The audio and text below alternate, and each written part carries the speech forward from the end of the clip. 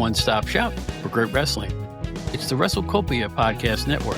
Ray Russell brings a host of great shows right to your device. There's the Wrestling Memory Grenade, Regional Wrestling, The Wrestling Stoop with Bob Roop, The Amazing Puro Academy Show, Retro Wrestling Review with Gene Jackson, Dave Dynasty's long-running hit, Wrestling Nostalgia, Monday Warfare, Raw vs. Nitro, the hilarious Other Ship podcast, and a whole lot more.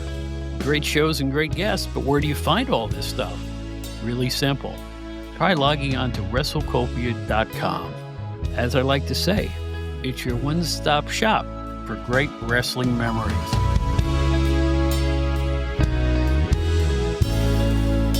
Hi, everybody, and welcome back to the latest edition of the Outdated Wrestling Hour. On this edition, we have a wonderful returning guest, Brian R. Solomon, the writer of the fantastic books about the Sheik, Blood and Fire, and Irresistible Force, the story of Gorilla Monsoon. I pulled something again.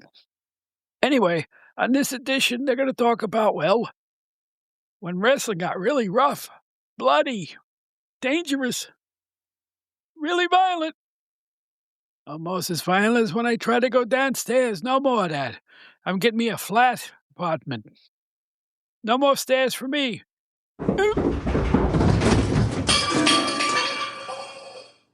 It's the Outdated Wrestling Hour. I didn't know I had a can of chicken with stars down here.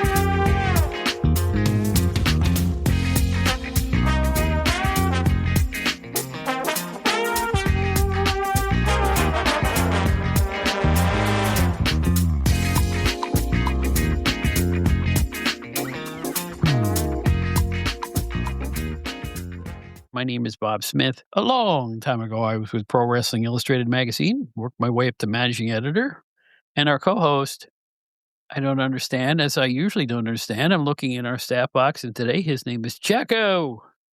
Why, Joe Puccio? Why not? That's what I say. Wait a minute. This is like 2 shows in a row where you've gone, why did you put that there? And you go, I don't know.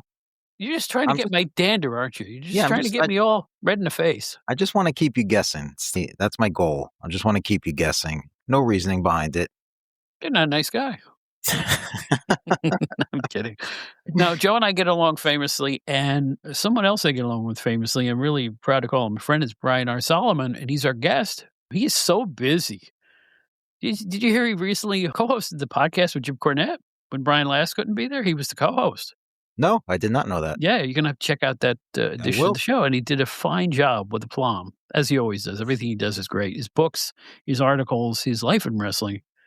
And this time we're not talking about a product at all. We're just talking about when wrestling got sadistic.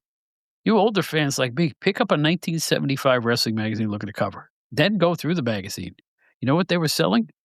Plasma. That's what blood and guts, rough stuff. And I'm telling you, it was a different era, and they thought that red turned to green like crazy back then because apparently the wrestling organizations went along with all this stuff. I'm telling you, there's an issue of the wrestler or something like that that I was looking at. And by the way, you ever look at internetarchive.com? You got to see this. It's called internetarchive.com, and it will come up, and it's all public domain stuff in PDF form, full magazines. And you can type in the Wrestler magazine. Bang, you'll see 35, 40 issues come up, and it's a PDF flip book of these old magazines. Wow. You'll love it. Internet Archive fans, you got to check it out. I really have to check that out. That's great. Yeah, so in any event, it's one of those situations where, like I said, if you look at a wrestling magazine cover from 75 to 85, it's 2 entirely different sports because in 75, they were pushing ultra-violence and words like sadism on the cover and terror and the night such and such almost died and things like that. That's what they were pushing. And the tone of the articles back then was, these bad guys must be eradicated from the sport, lest it shall perish, those type of things. It was really fun in terms of its corny prose, but it Mhm. was a different world and a different way of promoting. So we're going to get into all that on this show today. But let's go to the present, because you're the guy who told me about, I think you're the first guy who told me all about Hulk Hogan's Real American beer, light beer. And we talked about that a long time ago when he first brought it out. He was still alive at that point, God rest his soul. But here's the thing. I saw it on social media. They're taking his name and picture off the can and redesigning Mhm. the can. It's just gonna be Real American Light Beer. Now, you've had the beer. This is why I'm bringing this up with you. You actually tried a six-pack, right? I have. What's your review of the product, first of all? Oh, it's trash. It's Hey, look, this is I'm gonna be honest here. I'm not gonna beat around the bush because I am a fan of beer. I like good beer, and I can say that this is just watered down, very Budweiser, domestic, nondescript tasting beer. But look, when it came out, I decided, I was like, I gotta try this, right? It's a Hulk Hogan beer. I mean, what kind of wrestling fan am I that I'm not gonna at least try it? So I went to my local store. Unfortunately, the smallest they had was a 12 pack. So I went ahead and bought the 12 and, put a few in my fridge and I tried it. And yeah, it's, nothing to write home about. They did not have a six at this place. No, they only had a 12. So Was it a price point type of thing where it was cheaper than other beers? yeah, absolutely. I wanted to try it simply because it was a Hogan beer. I knew it was coming out and I just was really curious. I wanted to know what it tasted like. So, yes, it was more than I wanted. I didn't really want to get 12 of them. After I bought it, whenever I had friends come over for things here and there, I'd always try to get rid of them. And I try to offer them, you know, those first. And not too many people took me up on it. They really didn't have any interest in it. One thing that's funny is that I have one left and it's in my fridge. And you know what? It's got Hogan on it. I think I'm going to keep that. So I might as well keep it full. And just, it's not like I'm really missing anything by not drinking it. But anyway, what's your opinion on them taking the Real American beer and making it a generic product as opposed to a tie-in? It's a little curious. I'm not completely understanding of the reasoning I behind it. can't I figure don't it out know. either. I don't know. I don't know if it's something to do with, I mean, what I'm trying to say is if Hogan is not going to be the face on the beer can, what would be the other enticement to buy it for anybody? Because it says Real American. I mean, you would think if Well anything, it's going to be people that are, hey, look, that's Hulk Hogan. Let's try this. But if there's not him on there, then what's the selling point? well, there is a selling point behind a phrase like "Real American" because a lot of people are real flag wavers, and I'm not putting them down for that, but it made the US, I want this beer. Maybe it's a Okay, thing about Budweiser. All I know is one of the 2 big brands now has foreign ties to the company, and people held them accountable for that and stopped drinking it.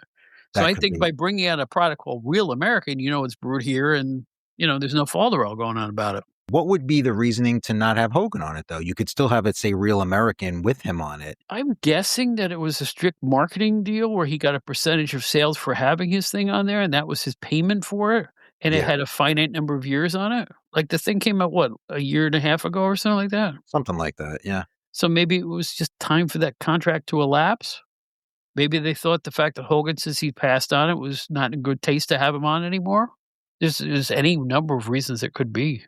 I just remembered that Hogan is apparently, as far as I know, there's still plans to open up the Hulk Hogan pro wrestling themed bar in New York City, a block away from Madison Square Garden. I had read about this maybe a month or two ago, where they said, despite Hogan's death, this was after he died, they said they're still going forward with it.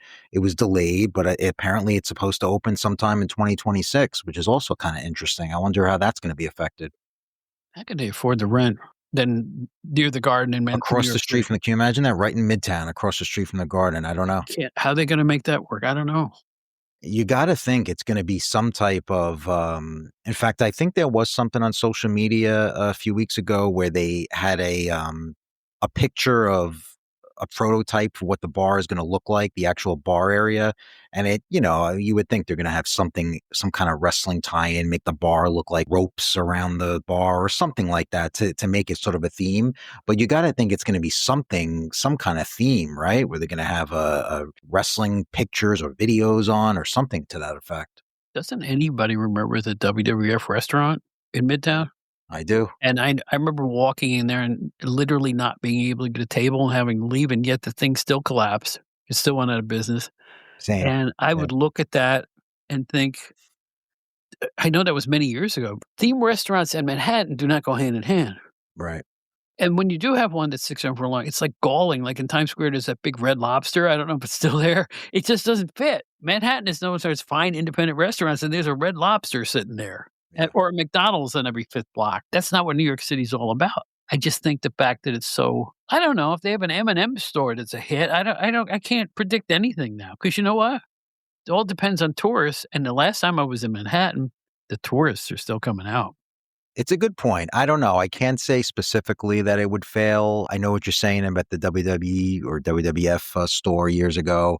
I had the same reaction back then. Obviously, you're not going for the food. Food, I remember, was just average fare, but you didn't like the Brutus beefcake. I mean, they don't even have to change the name, right? It's the Brutus. These are not real dishes. We're fooling around, guys. So just so you know this, but that's pretty good. Here, have the Brutus beefcake. There you go. I mean, it's perfect. You got to think a block away from the Garden. Theoretically, it should have somewhat of a success, but then again, it's still a Hulk Hogan themed restaurant. So, I mean, how often is there wrestling at the Garden nowadays? It's not like all the tourists in Times Square or the tourists at the Garden are into wrestling. So I don't know. Years ago, as you know, I was a sports writer, and I used to be a member of the Basketball Writers Association. I covered a lot of Knick games. And right across from the Garden, you could see it as you're leaving the Garden and take a left out of there. There was a restaurant simply called Gyro, right? It was two floors, Gyro. Okay. And it was a gyro place. And to this day, it's the best gyro I've ever had in my life. It was fantastic. Really? Yeah. Tray eating, you'd think it's going to suck. No, it was excellent. I used to get there early to the Garden so I could go have that meal instead of eating the sports writer food, Right. And maybe they got one of those spots now because, I'm sure a lot of the mom and pops in Manhattan moving out. That's the way things are going. But all I know is whoever's putting this restaurant in there, if you say it is what it is, must have boku bucks, because it's not a cheap endeavor at all. For sure. Shame that Bruce and Crusher aren't alive now. They used to have famous for their bar brawls back in the day, for real. I'm not even making this up. Yeah. Some guy with beer muscles would go, "You ain't so tough. I saw you went all over." Yeah. Man, I've been doing a lot of 60s. We're going to do a show on the top 50 wrestlers of the 1960s soon. Wow. And I've been looking into Bruce and Crusher. Those guys, I don't care about the steroid era or anything else. I don't think there were any two legitimately rougher and tougher guys than Dick the Bruiser and the Crusher as a tag team. Yeah. You can look at one of their black and white matches from the 60s on YouTube, and you go, dude, these guys were monsters, because they were rough, tough, gruff. Howling interviews and everything like that, and they couldn't be stopped. They were. That would have been a match. Those two against the Road Warriors in their primes would have been their primes. Yeah, event. Yeah, that would have been perfect. I know what you mean. Too. Those guys are like they exude more than just. It's different. It's not steroids. It's not just muscles. It's not like, oh, look at my physique. It's more just the attitude, the toughness, just the sheer toughness and roughness of those guys. Nothing's like it. But that'll lead into our next part of our discussion here, which is, really super violent, super sadism, super rule breaking, to the point of, guys are getting stretchered out of preliminary matches, so that type of thing. There's a match right now on YouTube of Crusher and Bruiser from Chicago, and I can't place it, but it looks like the 60s, but I hear Bob Loose. He's always hyping. But it was a 2 out of 3 falls match against two nameless jobbers. One guy gets a bloody nose, and they spot it, and they just keep punching the nose again and again and again until his face is a mask of blood. And they're really trying to hurt this guy, I think. There is an early example of a change. Let's face it, even going back to the 50s and 60s, the big tough rule breakers would, kind of beat up their opponents, but to an extent. not seeing a weak point like that and exploiting, "Oh, he's bleeding, let's make him bleed some more." That's Mhm. sadism. It is, in the purest sense of that word, it's sadism. That was a signal of a change in what bad guys did in wrestling that went into the '70s where if you look at the magazines, anything went. Now, the magazines weren't really an accurate description because if you looked at a wrestling magazine from '75, you would think you'd go to the Civic Arena and every match had blood in it. It wasn't that way. These were Mhm. main events, these were a special thing or some kind of a specialty match or something. But I saw things happen in the '70s on wrestling TV, like the bad guys in WWF, because that's what I had access to, were so rough. Preliminary guys were getting stretchered out, and that's rough to watch. I mean, you have to suspend your disbelief to watch wrestling anyway, because let's face it, they weren't really going to the hospital, but they were depicted as going to the hospital. They were beat up so badly right in front of your eyes. Mhm. And I'm thinking, that's a change. And things got more and more and more extreme.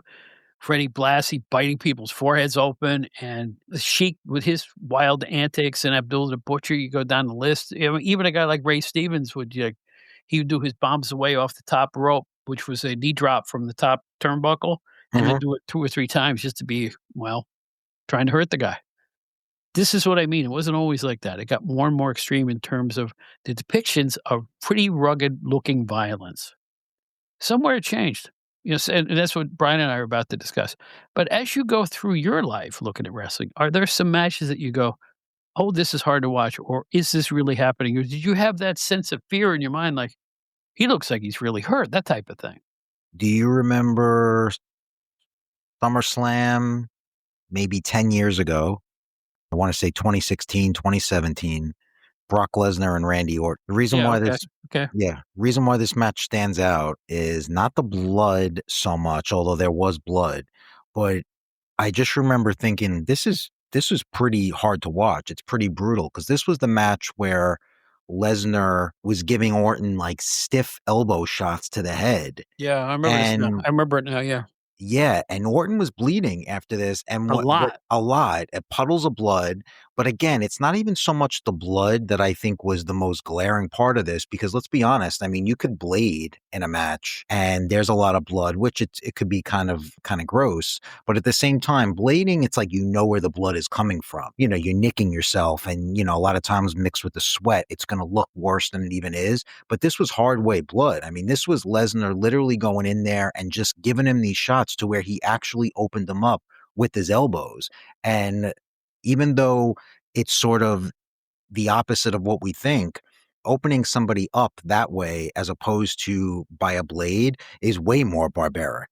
Yes. Be because Yeah. a blade, you're in control of it. You're just kinda nicking yourself, and again, it's one of those hard things because I know that to non-wrestling fans, they probably would think that's crazy. Well, how could you say that that's less barbaric? It is, because blading, you're kind of in control of it, but if you're just doing it with your fists and your elbows and you're actually knocking this guy out, and I remember Orton was in rough shape after that. I mean, he was knocked out. Here's the deal about that too. Now, if I'm remembering correctly, if I'm saying this wrong, forgive me, but as I recall, there were reports on the ever so accurate wrestling internet media at the time that Chris Jericho was beside himself.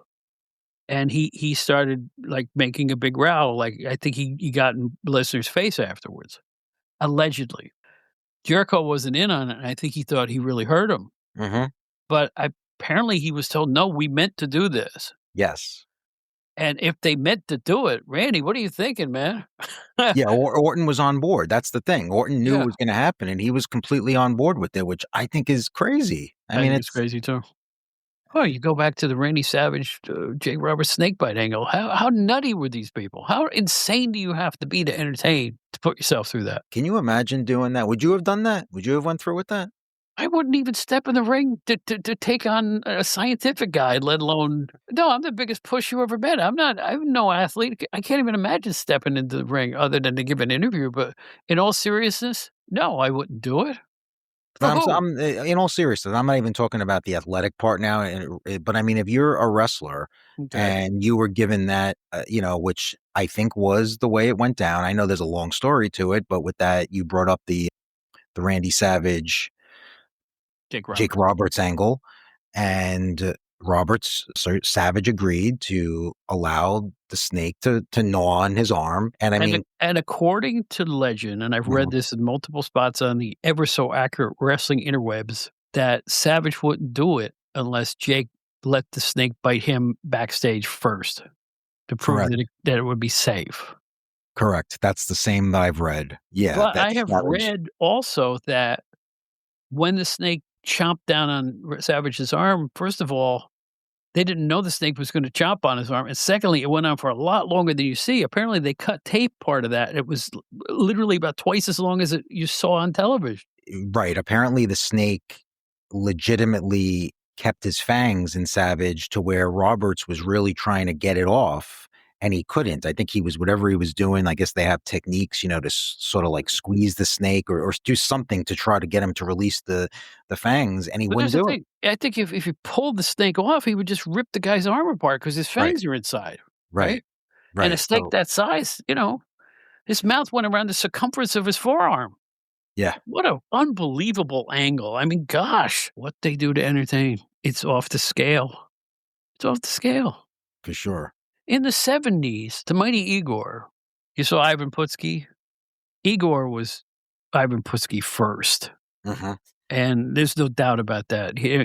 When Ivan's first couple years in the WWF, he was mimicking the mighty Igor, there's no question about it.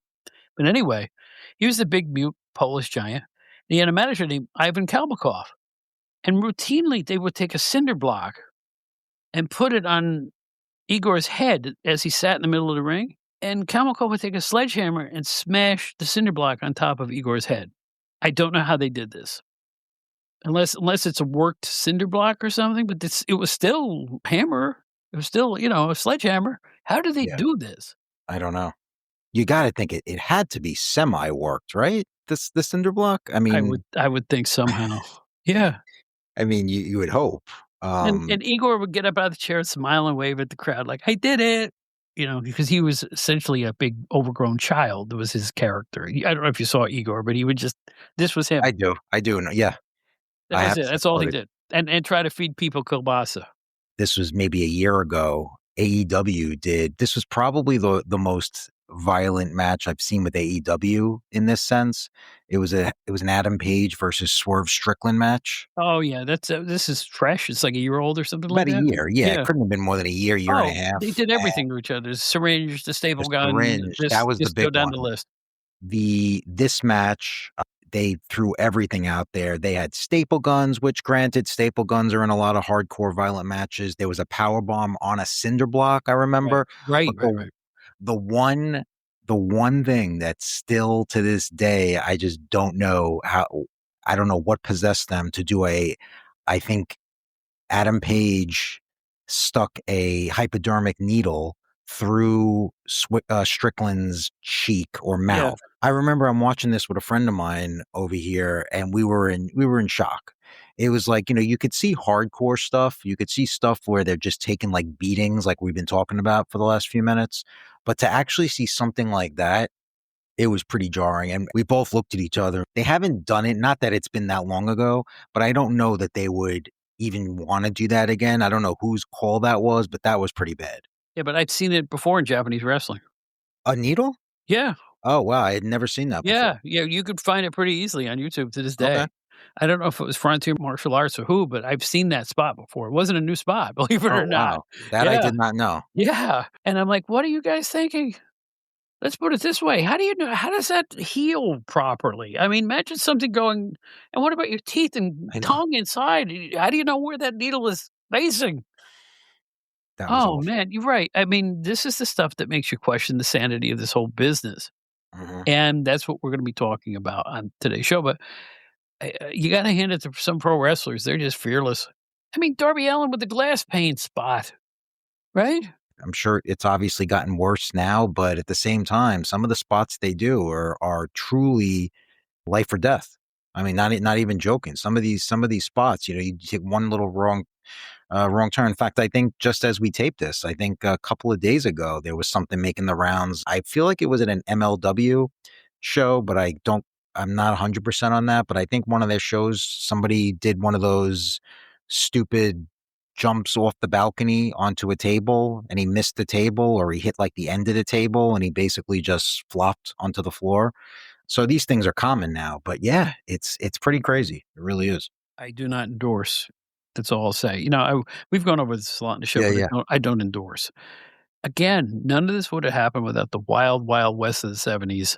Yep. And then later on, when people got bored with the homogenized WWF, they started things like ECW and CCW and all those other things, and it just mushroomed. But I put it to you, there are still death match little federations across the United States, and I defy you to find me one that makes money. They're just patting each other in the back out in a field somewhere, slapping each other with weed whackers and stuff like that. I mean, and, the fluorescent light tubing and all that stuff. It's like, you're doing it for no reason. But then again, I don't wanna read a headline, in Kansas or something, some guy jumped off a roof through some and then he split an artery open and, something bad could happen. I just think it's ridiculous to get a pop from some fans. Yeah. 9 fans. Seriously. Come to your senses, pro wrestling industry, you and the indies, please. That's all we have to say. But no, we're gonna talk about more gushing flows of blood you've missed until now with Brian Solomon when we get into the real nitty-gritty of sadistic mayhem. Well, the what did you saw those Australian tapes, right? Yes. Australian wrestling, and you agree with me? It's eye-popping stuff, right? It is. It is. It's stuff that I never really seen before. There's so To much me out there. to me, Jim Barnett's Australian wrestling. You can see it on YouTube. That's the father of hardcore. I don't care what anybody says. Yeah. I know Yeah. about the Sheik and all that other stuff, but the tone of that wrestling Yeah. was real rough stuff, and I think that a lot of our old-timer fans may see something they've never seen before, so look for Australian Pro Wrestling on a YouTube near you. Joe, he has a website called GenerationXWire.com. It's an entertainment site, and lately, he's had a whole host of femme fatales on the show. Kids, they may be older, but it's still a bunch of tomatoes. What do you got coming up? The femme fatales will put on the back burner for a bit Oh. because, yeah, I know they can't always be femme fatales. Because the latest one I have was Casey from Casey and the Sunshine Band, which is brand new. It's up there. Really fun stories, by the way, and told me a lot about his background, his career, his requisite 80s period of drug and alcohol abuse. Even kind of touched a nerve a little bit because I guess the guy that he formed Casey and the Sunshine Band with, producer, they had a huge falling out in the 80s and kind of just wanted to touch on if they ever thought about reuniting or anything like this. And he won't even say the guy's name, point of contention as well. So there's a lot of really bad blood there. Have you noticed that bands just can't get along? The Eagles and the Guess Who and Casey and the Sunshine Band and, the Kinks used to not the Kinks. Yeah, the Kinks. I think the Davies brothers would The yell at each Davies, other yeah. and stuff like that. I mean, it was you go down the list of all bands, and there's usually something that triggers them to not like each other anymore. It's sad. It's you want to know the worst one, which is really current. This just came out a couple of days ago. The band Skid Row, who used to have Sebastian Bach as their lead singer, the 80s, early 90s heavy metal hard rock band. All their success with Sebastian Bach, I Remember You, 18 in Life, Youth Gone Wild, all these big songs from back then. They just will not reunite with this guy. This guy's dying to reunite with them. They just will not do it. And now they're launching some kind of worldwide search for a new singer. They partnered up with some company and they want people to put in YouTube videos. And you have all the fans saying, just bring back Sebastian, bring back Sebastian. No, we can't do it. So many singers that are like identified sticks with Dennis DeYoung, Steve Perry with Journey. You go down the list. What is it with these bands? They just can't get along. Whereas if they did get along, could you imagine a comeback Journey tour with Steve Perry in the band? It would be huge. Yeah. Huge. Even if they've lost a step, people would still want to see them one last time. Yeah, people wouldn't even care. They wouldn't even have to sound that great, People wouldn't care, I know. That's what it meant back then, but as you know, nobody reads anymore unless you read GenerationXWire.com on the web. Good thing you don't print. That's all I have to say. Nobody making money printing no more. Oh, Stay on the web, my friend. It's crazy, right? It is crazy. It's unbelievable. Well, anyway, we're going to count to 9.5 and do our usual thing here, and you're going to hear the amazing Mr. Unbelievably accomplished Brian R. Solomon. We're going to talk about raw sadism in wrestling. You pencil neck geeks, hold on for a minute. We're coming back. Put on the disclaimers for the kids. You don't want them listening to this account of mayhem and carnage. We'll be right back.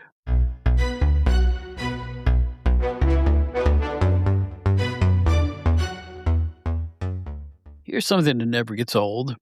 Brian R. Solomon, the great author, the great writer, wrestling guy.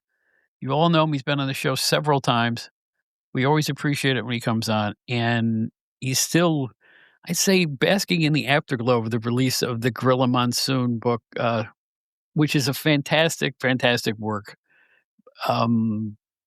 Things are happening with that. Things are happening with him. He's with PWI.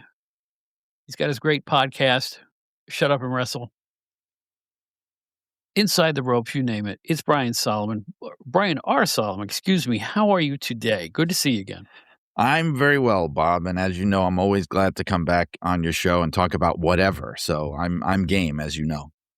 Well, we're going to get down and dirty because wrestlers used to get down and dirty.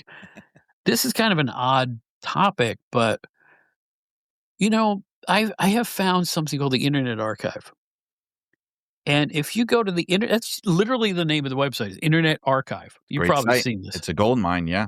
It is a gold mine. And if you want to look at old wrestling magazines, this is your source because they have virtually every old title and stuff going back to the 50s and 60s, and they're in PDF format. And sometimes they're kind of hard to read, but sometimes they're not. And it's just worth it.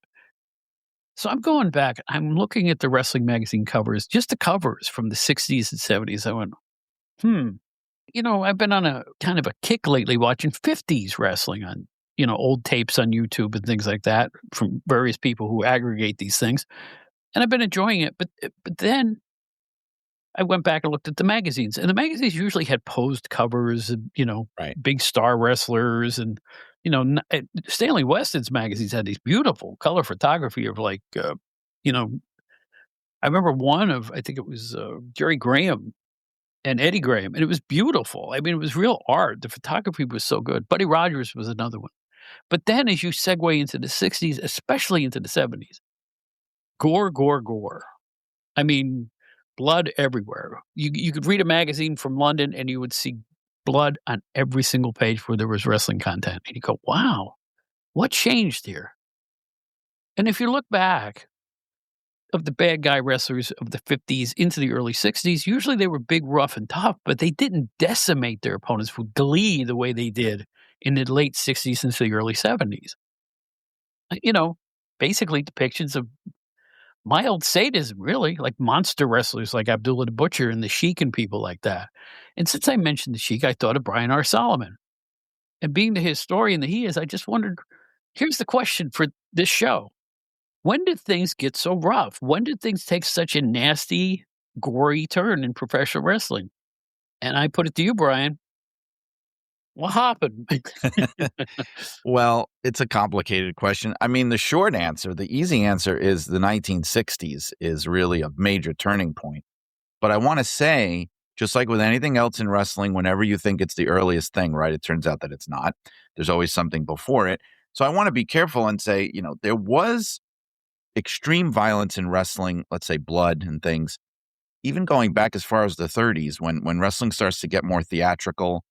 There is talk about the earliest kinds of color, whether it's in the beginning, it's all hard way until these guys figured out maybe it might be better if we cut ourselves instead of bashing our heads open for real. But I mean, you started seeing that in the 40s. There was some, you know, Fred Curry was using steel chairs already by that point, wooden chairs, the Dusick brothers were, but it was very isolated. It would usually be a particular wrestler's gimmick, right? Like the Sheik, and it certainly wouldn't be on television. Like when you get to 1950s and wrestling on TV, there's nothing like that. And in 50s wrestling magazines, you're not really going to see that kind of stuff. The 60s is when it starts to blow open, especially going into the mid to late 60s. And then, as we all know, the 70s is just absolute pandemonium of debauchery and excess. But like we were saying before we started, it sort of reflects how popular culture itself was changing around that time. I mean, look, I mean, Bob, not to date you, you lived through this. I didn't. I mean, the difference between 1960 and 1970 it's a completely different universe, world, country, everything. It's like unrecognizable between those 2 years. Wouldn't you agree? Absolutely. And I was thinking the same thing about the change between 75 and 85. Sure.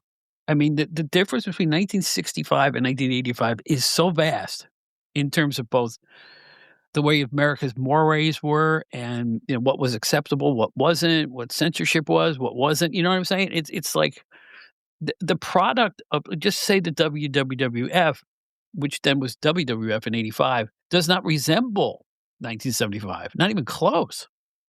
No, and I always bring up the Beatles as the ultimate barometer because they represent the culture so completely. Look at the Beatles on Ed Sullivan in 1964. And 3 years later, they're doing Sergeant Pepper. They don't even look like the same people anymore. 5 years later, it's Abbey Road. I mean, you wouldn't even understand that they're even the same band. That's such a short amount of time. But wrestling was the same thing. I mean, I put it to you like this, because when we started talking about this topic, and I was getting really curious with wrestling magazines, when did this thing kind of start? And I really do think the ones that really popularized it the most were the Western magazines. They weren't the first. So I found an issue of Wrestling Review from June 1962 that has Crusher Lasowski, the Crusher, on the cover in a match, and he's covered in blood. That was the earliest I could personally find of a wrestling magazine cover with blood. However, very rare at the time to do that. The first issue of The Wrestler magazine, which is a Stanley Weston magazine, is October 1966, and it's got bloody Mad Dog Vachon on the cover. Mm-hmm. So, and then you start to see it a little bit more. If you look at those covers from the late 60s, Inside Wrestling, The Wrestler, it's not every month, but you're starting to see bloody guys. And I think, of course, the legendary one that took it to another level and made it into an absolute bloodfest was that Bobby Heenan Wrestler, magazine cover, Bobby, What the Hell Happened to Your Face? Mm-hmm. And that was November 1970. And then it's just, I mean, to use a horrible pun, it's just busted wide open at that point. And it's like almost every cover is just splattered in blood because it sold, it sold. Oh, absolutely it did. And, for having worked for that company and talked to Bill Apter the way I did, he always refers to that cover because it's like that. You're right. I think that was kind of a turning point, at least in the way their magazines were going to depict all this. Yeah, it was. The reason I say it was a turning point was that every now and then you'd have a cover with a shot from a match where one or two guys are bleeding. It's an action shot, and it's usually sharing the space with other headlines and other little mini pictures and things. The Bobby Heenan one is a zoomed up close up of just his entire face covered in blood. It's much more exploitative, and that set the tone for the kind of covers they'd be doing in the 70s. It was very different. It was much more obviously, we are shoving a bloody face right at you to try to sell this magazine, Well, here's some examples of that tone, exactly what you're talking about. Here's Inside Wrestling, October 1970, right? 2 instances of blood on the same cover. One is Blassie sitting mid-ring with a gory face. The other one is an article depicted with a brutal photo of Johnny Valentine elbow dropping a prone Bulldog Brower. And here's the headline: Wrestling's New Era of Brutality. Yes. Right? Go to March 75, The Wrestler. Gory photo of Bruno with the headline, Bloodbath at the Garden, ! Right? Lower photo, The Sheik. The gory feud that will not die. As well as, without a picture, the night Red Bastien nearly died. Well, that's the thing. They were leaning into the violence like never before. Right. And it was getting very sensational. Like the other thing is, if you look at that November 1970 Wrestler magazine with Bobby Heenan, there's other stuff on that cover that is insane. The top line on the magazine is the night a rapist invaded the girls' locker room. Right. I mean, that's insane.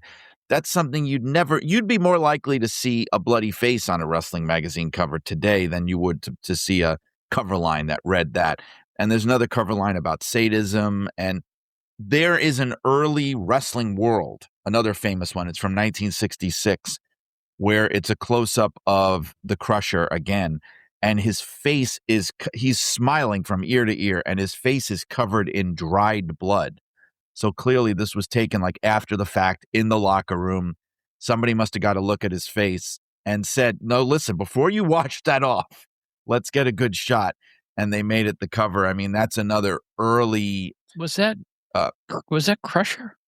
It was Crusher. Yes, it was definitely the Crusher. Mm-hmm. And it's Wrestling World. I forget the month, but it's 1966. And his face is just caked with dried blood. But he's also smiling at the same time. He's smiling. He looks insane. He's got one eye closed from the blood. Yep. He's smiling. I mean, he looks, it's an absolute crazy, insane looking cover. Mention one more. There was this, I'm going to give an opinion with this one. I don't usually do that when it comes to wrestling magazines. But there was a magazine called Wrestling Guide, which was taken over by a Canadian company in the mid-70s. And they were not popular magazines, but they used to sell them at the drugstore I worked at as a kid, right? And I always remembered this one. The company was called Fax Publishing, and they had a couple of good writers in the staff box, but the magazines really weren't great. They looked like thrown together pulp, which is what they were. So they're out of Canada. And here's the headline from the mid-75, big across the cover. I've always referred to this. Gushing flows of blood you've missed until now. So basically, it was just a pictorial of the goriest photos they could put right in the middle of the magazine. It was like 8 pages of just busted open faces. And then in the October 75 edition, the night I had to drink my own blood, under a photo of Sailor White. So, I mean, that was the thing in the mid-70s. The London magazines, everybody, except for maybe the Ring Wrestling. And I don't think Ring Wrestling did it, but as I'm sure you know, Pro Wrestling Illustrated in 79 was launched in part as a way of getting away from that. Yep. They had a different distributor for that magazine than for the other Western magazines. And they basically said, we don't want blood, and we don't want, naked women, apartment wrestling.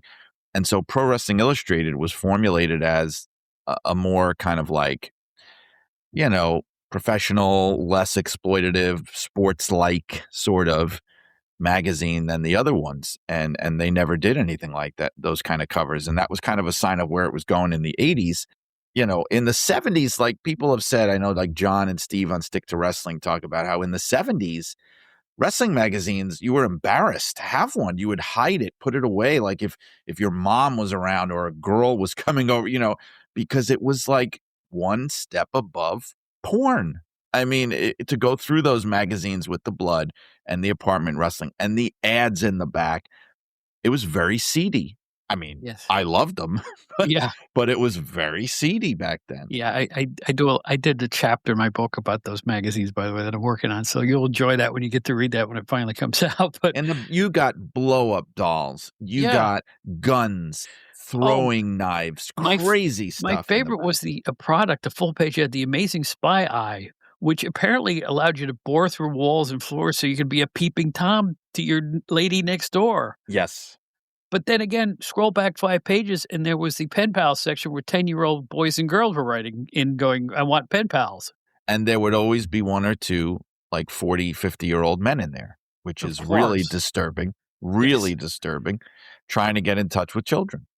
That's exactly what it was. And it's like the juxtaposition is just mind-blowing in those magazines. It's just, and the ads for the pellet guns that look like real Lugers and stuff like that in the back. I mean, it was just I call it barbershop stuff. Those kind of magazines get passed around the barbershop for like 6 months at a time. I've seen ads for, buy authentic Nazi memorabilia.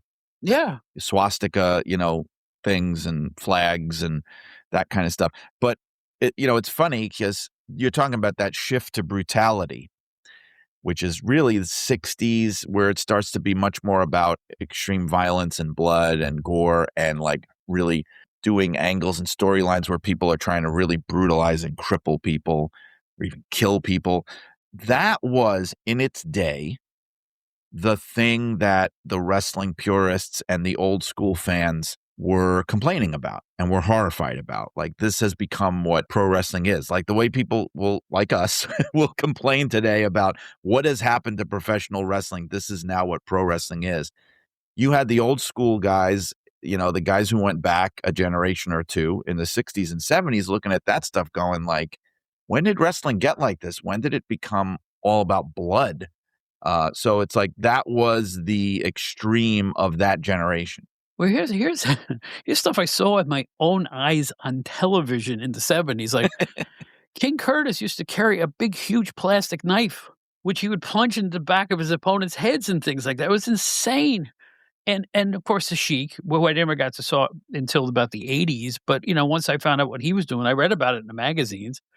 Fred Blassie's horrifying 72, 73 re-debut in the WWF, where he was never that violent before. I mean, each TV match was censored optically. I mean, these guys were just ripping their opponents apart. And early Abdullah, in his white pants phase, long before he even used foreign objects, I'll have you know. I watched him for a year in the Utica TV station. He never once used a foreign object. He used his teeth. And his maniacal, he would pick up anything he could find and belt people with it.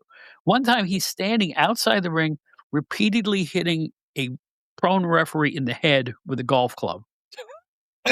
Now, that sounds funny. You're laughing. It wasn't funny. Right. I mean, it was my mother walked in the room and goes, "What is he doing?" Rough stuff. And again, what I call the sadism thing. And of course, the 70s, so many stretcher jobs on television. The bad guys would beat up the little weak preliminary wrestlers to the point where they get stretchered out straight to the hospital, or so it was in storyline. And of course, you'd have a manager like Blassie point and go, "Ha ha! Look what he did to him." Yes. So that's sadistic. That's sadistic behavior.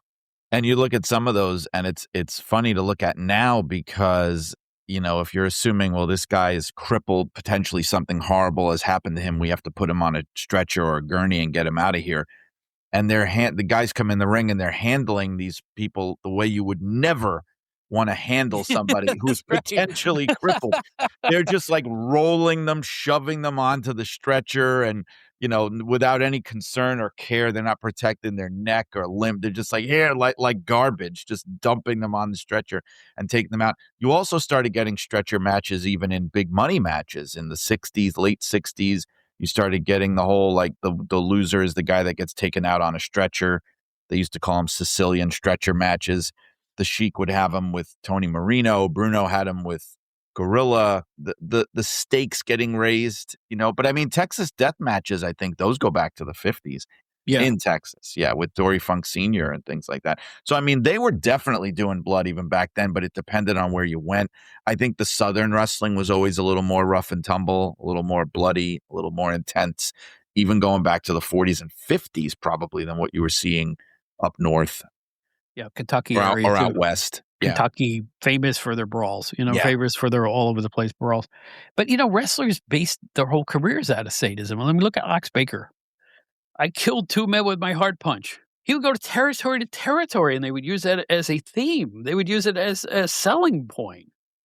Well, an impression I've gotten from watching so much wrestling from so many different eras and reading so many magazines and things, something that's really been lost today is the idea, especially back in the day when they were trying to protect the business and make it seem real, the idea that you're not, from a kayfabe point of view, you're not supposed to be trying to hurt anyone in the ring. You're not supposed to be trying to hurt your opponent. If you're a good guy, you're only supposed to be trying to win a match. You're not supposed to be trying to break bones, cripple them, inflict serious pain. Now, invariably, it gets to that point because wrestling is wrestling, and that's the psychology of wrestling. But the good guy, ostensibly, Bob Backlund, a Bruno Sammartino, a Luthez, or whoever it was, is just in there to exchange holds and do what they can to win the match. Now, the bad guy is insane, and he's going to try to kill the good guy, and then the good guy is going to have to up the ante and do things he doesn't want to do. But for example, when you would see a babyface versus babyface match, whenever it did happen, it would very often be clean, scientific, nothing crazy. Sometimes they might come to blows if the tempers flared later in the match, but there would always be, like, look at what they did with Bruno and Larry Zbyszko, right? Now, you know that whole angle so well. Bruno's whole thing was, Larry, I don't want to wrestle you because, I don't want to have to get rough with you. And, I don't want to accidentally hurt you. I don't want anything to happen. And then they get in the ring. And it's the reason why I call it the greatest turn of all time. Mm-hmm. It's so gradual. They're in there and Bruno's doing everything he could do not to hurt Larry. They're exchanging holds. Even a couple of times Bruno gets Larry in trouble and lets go and backs away. because he goes, look, I don't want to hurt him. I just want to try to win, but I don't want to hurt this guy. And then Larry's getting more pissed because he feels humiliated, he feels belittled, and he explodes on Bruno and he starts doing rough, crazy stuff to them. That psychology's gone now. It's out the window. The idea is, that's what wrestling is to the average fan, whether you're good or bad. Wrestling is you get in the ring, you do crazy, violent stuff to your opponent, whatever it takes to win.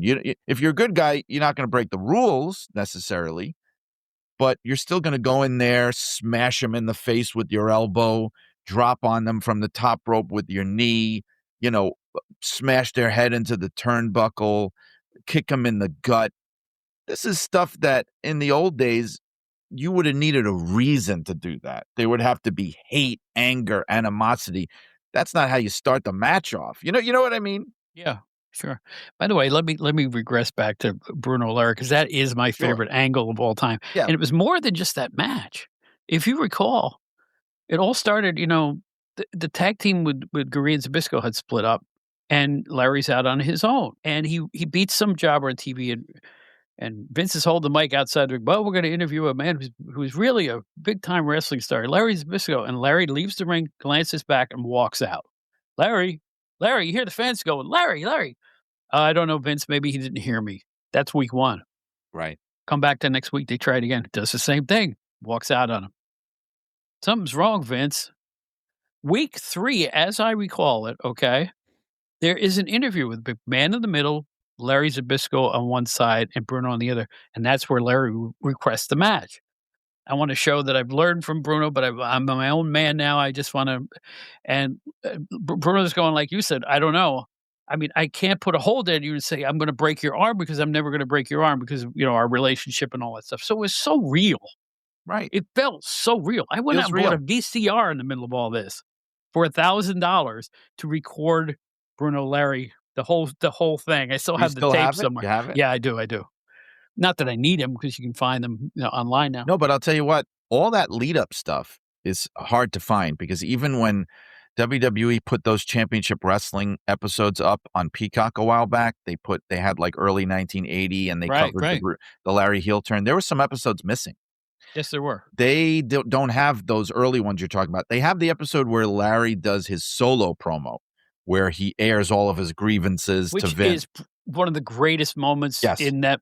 Larry turns on a dime there and delivers one of the most snarky, wonderful, unexpected promos you will ever watch. The fans are enraged. You can hear him in the background, and he is just perfect. Talk about relaunching your career, actually. Yeah. Unbelievably great. And there were other moments too after that. The contract signing and other things that happened en route to the Shea Stadium match they eventually had. So no, it was a perfect build. Cost me $999 to preserve all that stuff. But to me back then it was worth it. I smelled from the minute he walked away from that ring the first time, I said, I smelled the bread cooking. And I'm like, I smell this. I wanted a VCR. I had saved my pennies. Says I'm going to go buy one. And back in 1980, I spent $999 on that newfangled big honking machine with one feature pause.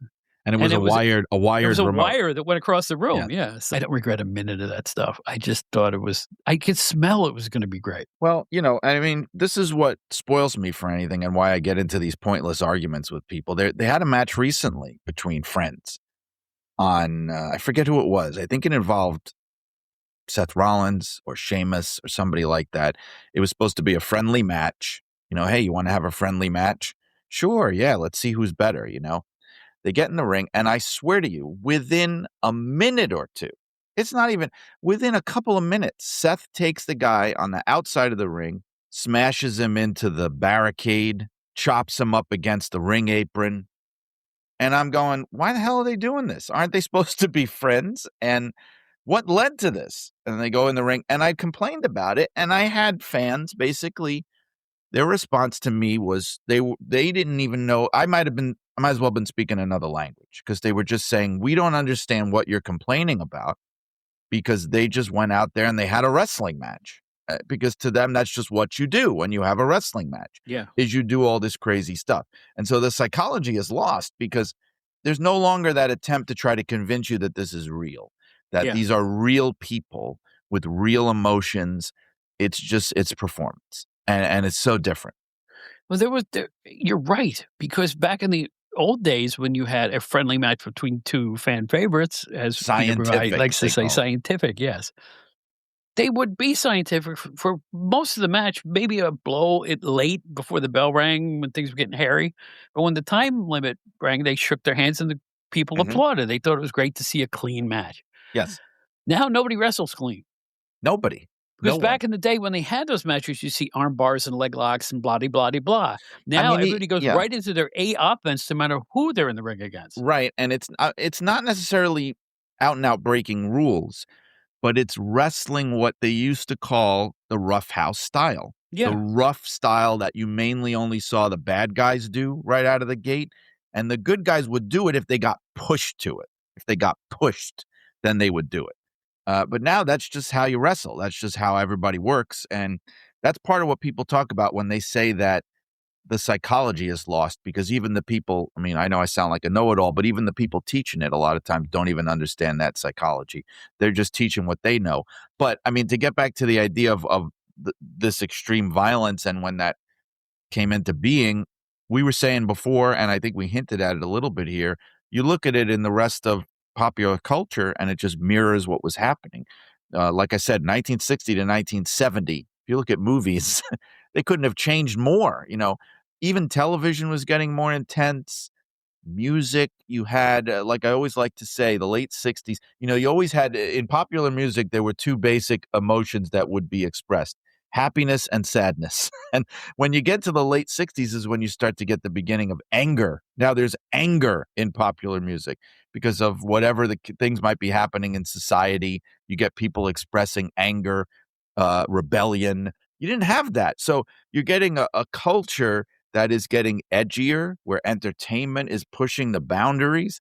So it's happening in wrestling too, just like anything else. Wrestling is a reflection of the time that it's in. Absolutely true. But I will say this too. I'm going to say this now because it popped into my mind. Remember the infamous Jake Roberts, Randy Savage snakebite incident? Oh, yeah. I remember it well. They played that up on TV well. And I remember I was at the magazines at that point, and I know attendance was way down all over the East Coast. Everywhere they were promoting, it was down. So they did that and elevated to the top of the cars on the road. Didn't do a thing. In fact, the crowds were even lower after that point. So this really violent, extreme, especially when they showed it uncensored, that snakebite incident, they were hoping that was going to attract people. It didn't. No, it didn't, because their audience had changed so much by that point. Right. I mean, if you think about it, that was 91. By that point, they had gone full force into just, this is for kids. This is wrestling for kids. We want the families coming. This is sanitized. And so they got desperate. And they said, we're going to do something that really we haven't done in a very long time, a kind of a thing we haven't done in years. And they did it. And it backfired. It backfired. You could even see why it backfired when they're doing it, because it's all these little kids that are friggin' terrified, crying. Showing crying babies. And what do you think is going to happen? The moms and dads are going, we're not going to this anymore. Screw this. You're not even allowed to watch it. It's not like the old days where that would have piqued interest for sure with grown men, not children. Nope. I remember watching it going, this doesn't even look right. I mean, they cut intentionally to a shot of a crying baby. Now, you don't know if the baby was crying over the snake, over the fact that everybody was up in arms around the baby. The whole crowd was, oh my God, this is horrible. So the baby reacts to that. Right. Why traumatize toddlers? People, there's another thing. Parents, I don't care what era of wrestling it is. Wrestling is not for toddlers. It's pretty gross if you've ever seen it uncensored. I mean, the snake is really gnawing on his arm for real, and there's blood being drawn for real. Now, he'd been devenomized, but it's really grody. I mean, even today, you don't really typically see things like that on TV, you know? No. Easily one of the three most extreme things ever in wrestling, really, when you think about it. It's shown on TV. Yeah. Because I remember they didn't show it they censored it on the syndicated shows. But when they had whatever the Monday night wrestling show was, they showed it uncensored. Yeah, and I think they showed it when they paid off the angle at whatever pay-per-view, or it might have been a Saturday night's main event or something. Right. They showed it then too, because I do remember seeing it, and I didn't have cable at the time. but it didn't work. There's the thing. And which leads me to another thing, too. In 1972, I'm watching the NWF up in Cleveland, and Abdullah's had a long reign of TV terror after about a month, and I've watched every episode. And Jack Reynolds was the host, and he's going, "Look at what's going on. A ruptured esophagus, a ruptured or a fractured sternum." You know, they're listing his things that Abdullah did to his TV opponents. He said, "I hate to say this, ladies and gentlemen, but if we don't put an end to this, somebody's going to get killed." He said it straight out like that, straight-laced Jack Reynolds. He says, "I know this is a hard thing to say, but this has got to stop." And I'm thinking, you bringing your kids to that? To see Abdullah versus Tony Marino, or because Abdullah's just going to decimate whoever he gets in the ring with. And let's give Abdullah credit. He was probably one of the most realistic wild men ever because he never broke character, not even close. That leer he had was absolutely petrifying. Do you agree or no? I do. And another thing that popped into my head, especially because you're talking about NWF, because he would pass through here a lot too, was the Sheik himself. Right. The Sheik doesn't become what we think of as the Sheik until about 1965. The blood, the fire, the absolute mayhem and craziness. Before that, he's much more orthodox. I mean, back in the 50s, he's just having straight matches. I mean, he's heelish, but he's not, early 60s, he's starting to get a little crazy, but it's still relatively tame. By 65 is when he's the Sheik, what we think about as the Sheik. And again, that matches up exactly with that line of demarcation, right? Mm-hmm. So by the early 70s, he was, I mean, if you look even just still photos of that era of his Detroit matches, it was a gore fest. It really was. That's all it was. It was just, and it's usually him too, and not just his opponent, but he would get busted open and bleed a gusher. I mean, there's this one series of gross Dave Brzezinski photos where he's like licking his own blood into his mouth. It's just a repulsive human being. He's drooling, and there's blood at the same time. There's pictures like that. Well, let me ask you this, though. Do you think he increased the blood when around 75 things started to falter a little bit, and maybe he got even more extreme, and that turned people off as much as the horrible 3-minute main events? I think he was just increasing the mayhem in general, and part of that was because it wasn't just sensationalism. It was that he was becoming more limited as a performer. Like I talk about in the book, a lot of what people don't talk about when it comes to blood in wrestling and color in wrestling, really, if you pull the curtain back, it's a great way to do more with less, because you don't have to do as much in the ring to get the fans worked up. Right. All you got to do is just cut yourself or cut your opponent. It takes the place of having to do all these intense moves and take a ton of bumps. You don't have to bump as much. You could just bleed everywhere. And so when the Sheik started to become physically more limited, you start to see much, much more chaos and violence. I mean, look, again, this is something that's really behind the curtain. Even recently, when The Rock, they had Rock versus Cody at WrestleMania about a year or two ago, right? Right. Mm-hmm. In the middle of the match, I don't even think this was planned. In the middle of the match, they turn it into an anything goes, no DQ, no count out, outside the ring match. Why'd they do that? You want to know the real reason why they do that? Is The Rock realized that he can't do the kind of stuff that he used to be able to do in the ring. He can't work the way he used to work. So instead, I'm going to have a match where we walk and talk around the building. I throw a garbage can at you. You do this to me. You throw a carton of popcorn at me. I do this because you know what? It's easier. That's easier to do than getting in the ring and working a 20-minute match.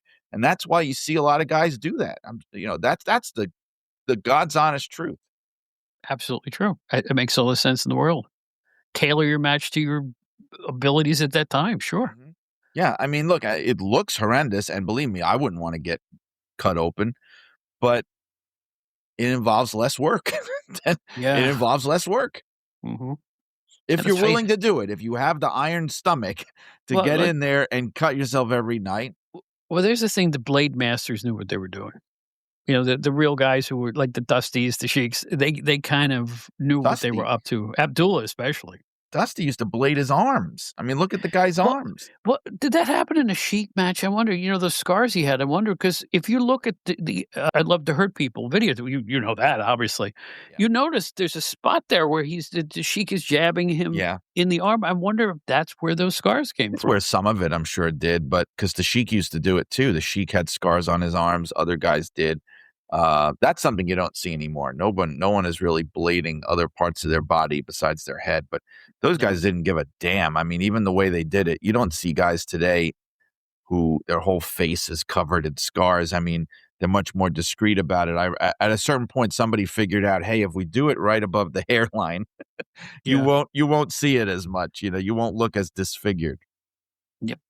Actually, Bob, that was one of the things that tipped me off as a kid and smartened me up to wrestling, is I would look at photos of guys, close-up face shots, and they all had the scars in the same exact place everywhere. And I would go, well, how is that happening? That looks like it's on purpose. Even at 12, 13, I started to put it together, Talking about hardcore and stuff that was way over the top.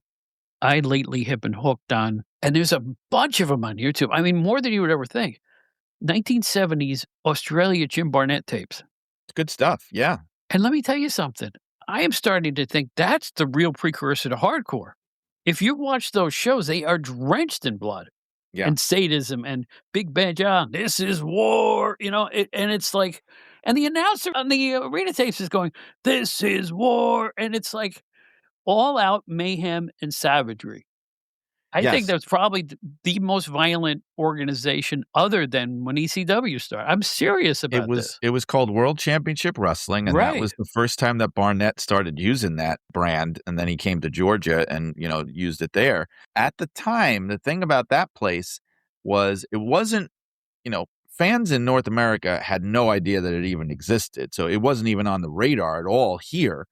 But pound for pound, at that time, it was the hottest wrestling company in the world. I mean, the business they were doing, the houses, the level of intensity and everything, it was probably the number one promotion in the world. It's just it didn't have any reach outside of Australia and New Zealand. But I watch those things and my mouth hangs open. I mean, a lot of those matches were, and they were some of the TV studio spots with Leighton and stuff like that. Lord Leighton as your announcer. You see, and oddly enough, King Curtis was a good guy in that organization, along with Mark Lewin. And there's one match where the bad guys just ripped them open, and they're interviewed after the match, and they're going, "We've got to stop him." Lewin was great. Lewin may be one of the most underrated guys out there because his passage of time. And I'm not even talking about Purple Haze. I mean, just overall as a performer, he could do anything. Big, strong. He could be a good guy, a bad guy, maniac. Sweetheart, doesn't matter. He did it all and did it. He'd probably still lace him up from what I hear, even at his advanced age. But the point I'm trying to make is this stuff was really violent and it had a violent tone to it. And then the bad guys were particularly savage in that organization. The only thing I can equate it to in my mind's eye, I can't equate it to anything else. And then when that died, things, it didn't really translate to the States that much in that tone. Until you had a historian like Paul Heyman go, "Hey, I've got the book, huh?" And in ECW, he kind of expanded on all that. Yeah, and I think Heyman, because of when he came up, he was thinking of that 70s style, even though obviously ECW ratcheted way up, and you certainly didn't see the kind of sexualized content in 70s wrestling. No. But he was taking that kind of punk rock, down and dirty 70s wrestling magazine kind of sensibility and bringing it to 90s wrestling, looking around and going, what the hell is going on in pro wrestling? The WWF is for 5-year-olds. Even WCW, which used to be Crockett, has gotten so sanitized and they're trying to copy the WWF by that point. He's going, this sucks. This is where's the wrestling for the angry young men that used to be? Where's the wrestling for the Teamsters and the working class guys drinking beer and smoking? Like, where the hell is that wrestling? Where's the wrestling for even more than that? The kids now who grew up on the 80s and early 90s kiddie wrestling, they don't want to watch that anymore. What are we going to give them? We're going to give them grown-up wrestling. It was perfectly tailored for its time. In my opinion, it doesn't hold up so great, but for its time, it was perfectly tailored. I always like to tell this story because, the precursor to Todd Gordon's ECW was when he was a financial backer for Joe Goodhart with Tri-State Wrestling Alliance in Philadelphia. He was a jeweler. Yes. Oh, one of the great people I know. He's a wonderful guy. And I'll tell you what, I used to have carte blanche with Joel. I used to sit at a table near the ring, right in the front, perfect. But I'm sitting in front of a whole bank of fans behind me, obviously. And his cards were drenched in blood. I mean, they didn't hold back anything in terms of like some of the feuds there. They'd bring in Sheik versus Abdul in a cage and stuff like that. But here's the beauty part. I'm watching Owen Hart. He brought in Owen Hart, right? Goodhart did.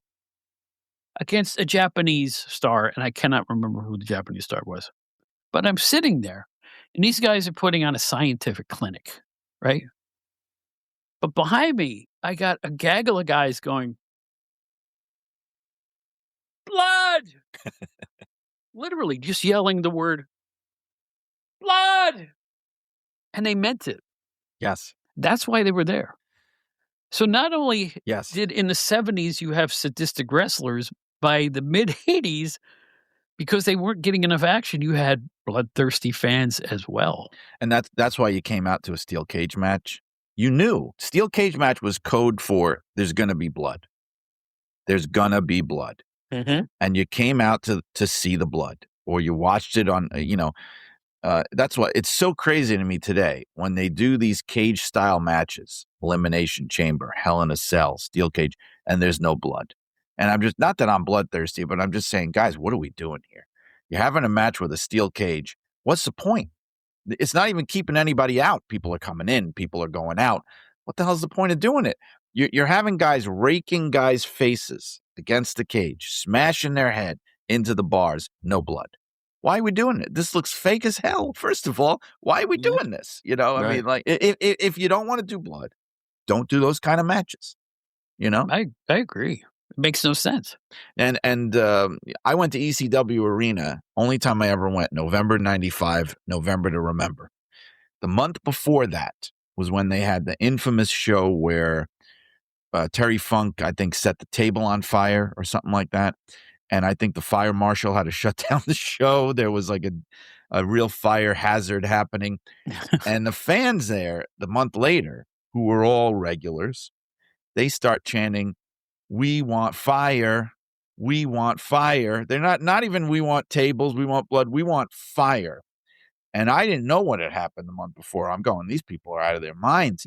Or another thing in ECW would be, in wrestling, sometimes a guy would do some brutal move, and you still see it today. Sometimes they'll say, one more time, right? Do it again. These nut jobs were going 5 more times, 5 more times, 5 more times. Like they wanted to see somebody die, Gosh. I mean, look at what happened with the mass transit thing with oh yeah. I hate to even talk about that with New Jack. I mean, I know the guy's gone, but that man should have been put in prison. I'm sorry. I know that might make me unpopular. I agree. But the fans were loving it. There was no shock. They were loving it. Loving it. Well, speaking of sadism, New Jack, do you remember I forget the guy was. He said some guy was running an Indy car. He had I don't remember who the guy was, big blonde guy. And he's shivving the guy. Yes. There's another thing he should have been arrested for. Well, the thing with who was the wrestler? Vic Grimes, I think, where he threw him off the scaffolding. Threw him. The guy could have easily died. Easily. There was no safe working there at all. I think he was trying to really, really hurt that guy for real. Others hold him in the greatest esteem, New Jack. I can't comment. I'm not one of those people. No, me either. No. I'm not. It's way over the line. It's like, and again, there's the bloodthirsty fan base that are probably going, this is the greatest thing I've ever seen. Stuff like that doesn't belong in wrestling. He was like, the modern day equivalent is somebody like Nick Gage, who is appalling to me. And I'm sorry. I look at a guy like that and I hear him talk about wrestling and like when he was on Dark Side and things like that. And I just go, this guy is just a mark. He doesn't even understand how the business works. He's just, he just wants to go in there and show how much punishment and pain and torture he could take. Moxley has the same mentality, except he's on a national stage. And I'm like, guys, this isn't what wrestling is. This just isn't what it is. I mean, this is something else, man. You're working out some kind of kink or something. I don't know what this is, but this ain't wrestling. Well, there's 2 points I wanna make about that kind of thing. Number 1, we still have those oddball deathmatch organizations that, operate in barnyards and in small organizations where there's not state athletic commissions and using weed whackers on each other and all this other stuff. That's not wrestling, I agree. But by the same token, name me a deathmatch federation that made money. Well, I mean, I don't know, but I wouldn't, I would be surprised if any did. Right, exactly. So if it's not making a lot of money, why would you take your cues from it in a national promotion?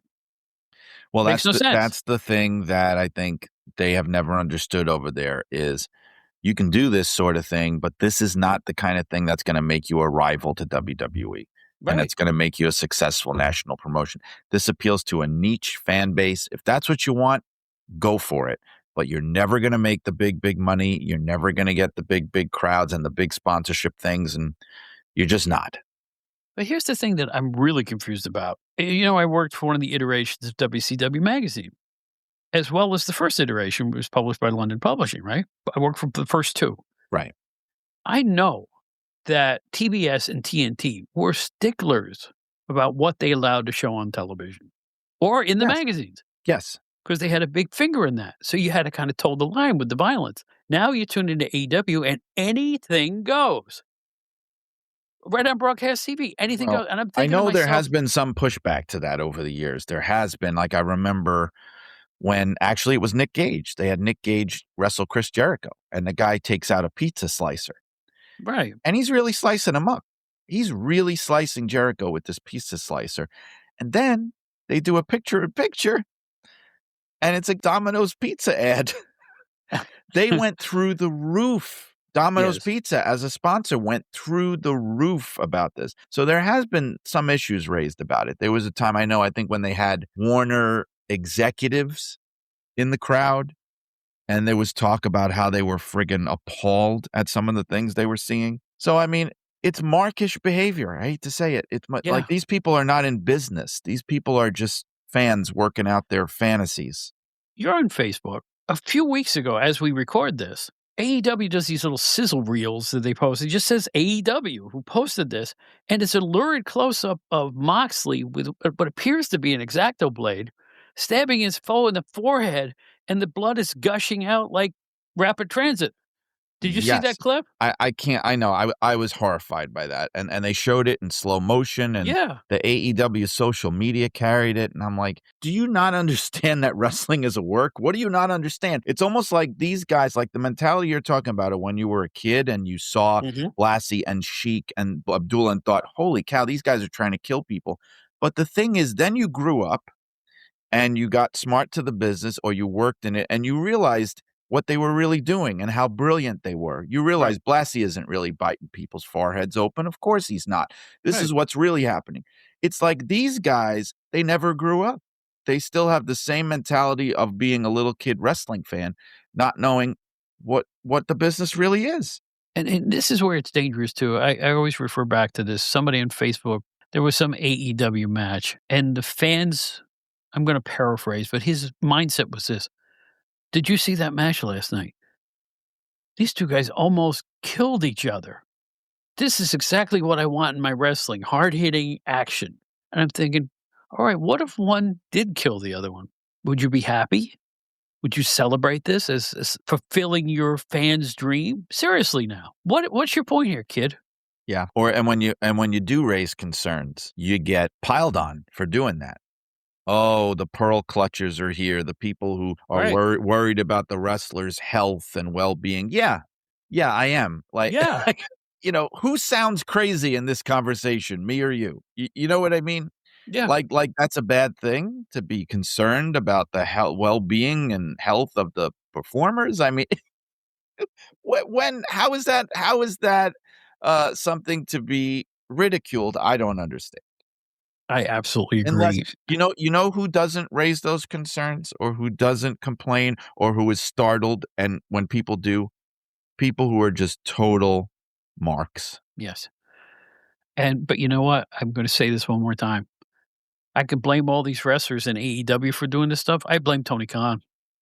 Of course. You're the boss. You say, "I don't want this," it doesn't get done. It's just that simple. He's letting these guys semi-book themselves, and they're gonna Right. book themselves into serious injury any minute now, and I don't wanna see it happen. I really don't. It's not that I wanna punish anybody for wrestling in a hardcore style like that, but there's ways to do it. You know, there's ways to do it. You're not supposed to literally hurt each other. Shocking, right? I know. They never learned that lesson. They just No. never learned that lesson that, hey, these guys really aren't trying to hurt each other, guys. It's a work. Yeah, and you know what?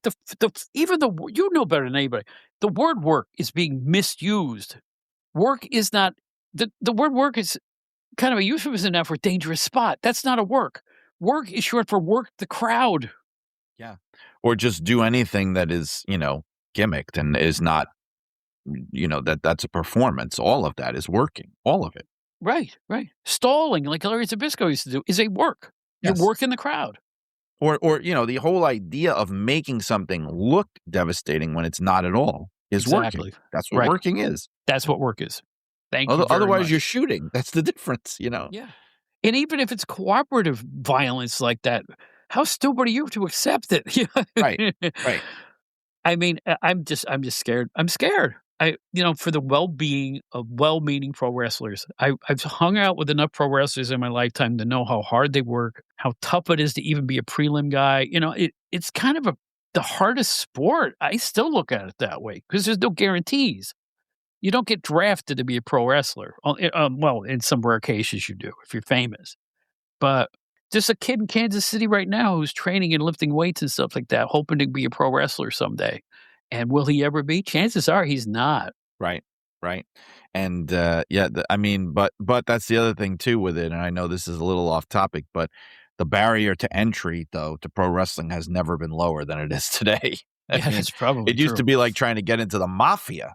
Yeah. For real. Oh, heck. I remember being a young cub reporter for PWI, and I'd walk in and they go, "Who's this guy?" Uh-huh. I got that Because too when I started with WWE.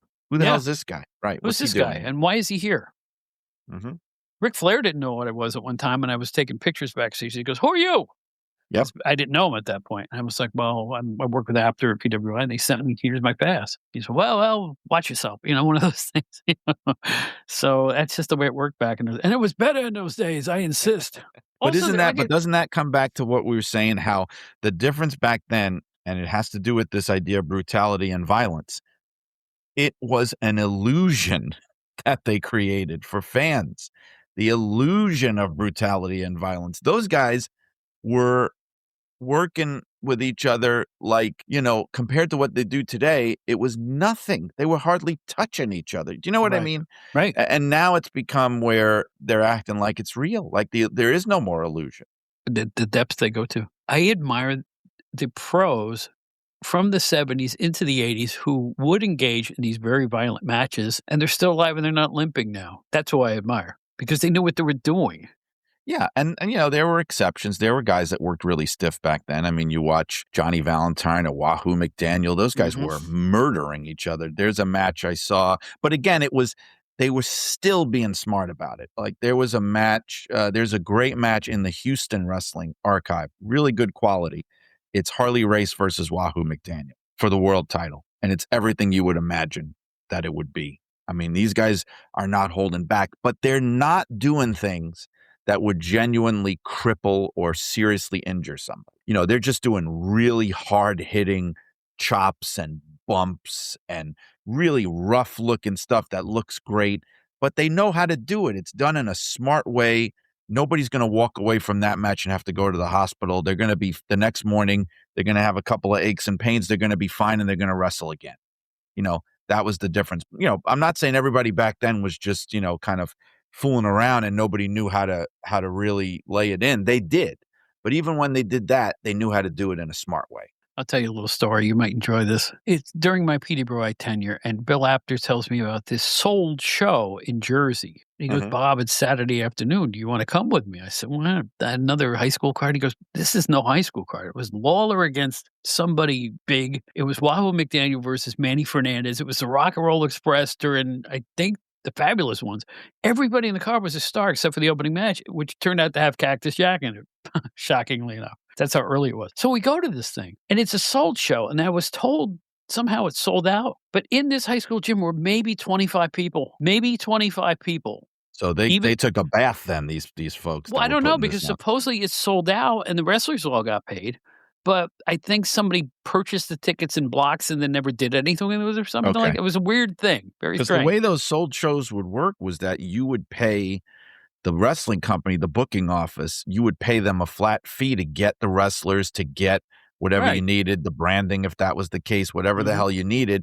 And then it was up to you to make your money back by selling tickets. So like, and so the wrestlers my understanding is the wrestlers would be paid already. I don't think they were being paid by you. Right. They were being paid by the company that you were getting them from. Basically. Exactly. Yeah. So I don't know what went wrong here, but literally the ringside was three deep, and that's about it. So the ringside was literally 3 deep and a few stragglers. The bleachers were empty. It was just, there was nobody at this place. Yeah. But they went on with it. They went on with the show. All of them. And wrestled in front of this small gaggle of people. And one of the matches, like I said, was Manny Fernandez versus Wahoo. And they were in the midst of an AWA feud at that point, and they went at it so hard. A double juice extravaganza in front of nobody. Right? In front of nobody. Now, they knew that me and Apter were there with Peter, right? Maybe they were doing it for the photos or something like that. But in any event, it was just exactly what you would expect out of that match. Knowing that they were doing it in front of nobody, they chose to just do the same match they would have been if there was 1,000 people there. Yeah, and make no mistake, because a lot of people will hear that and think, well, that's like the indie guys today who do all this crazy stuff and then get like a handshake and a hot dog. These guys were paid. They were paid by the office to do this. Right. They were prepaid. They weren't doing this for nothing. I mean, it may have been in front of 25 fans, but they were being paid to do that. And that's the difference, I think. I saw sometimes those weird things do happen. I remember I saw once when I started, when in 2001, when WCW got bought up by WWE and they brought in a lot of the talent. One of the people they brought in was Nick Patrick. And he was a referee for WWE for a while. And actually, Charles Robinson came in then and never left. He's still there today. But Nick Patrick, he wasn't there long for whatever reason. And he was just a regular referee. He wasn't doing the heel thing, just a referee. I don't know. To this day, I don't know why this happened. It feels to me like it was some type of punishment.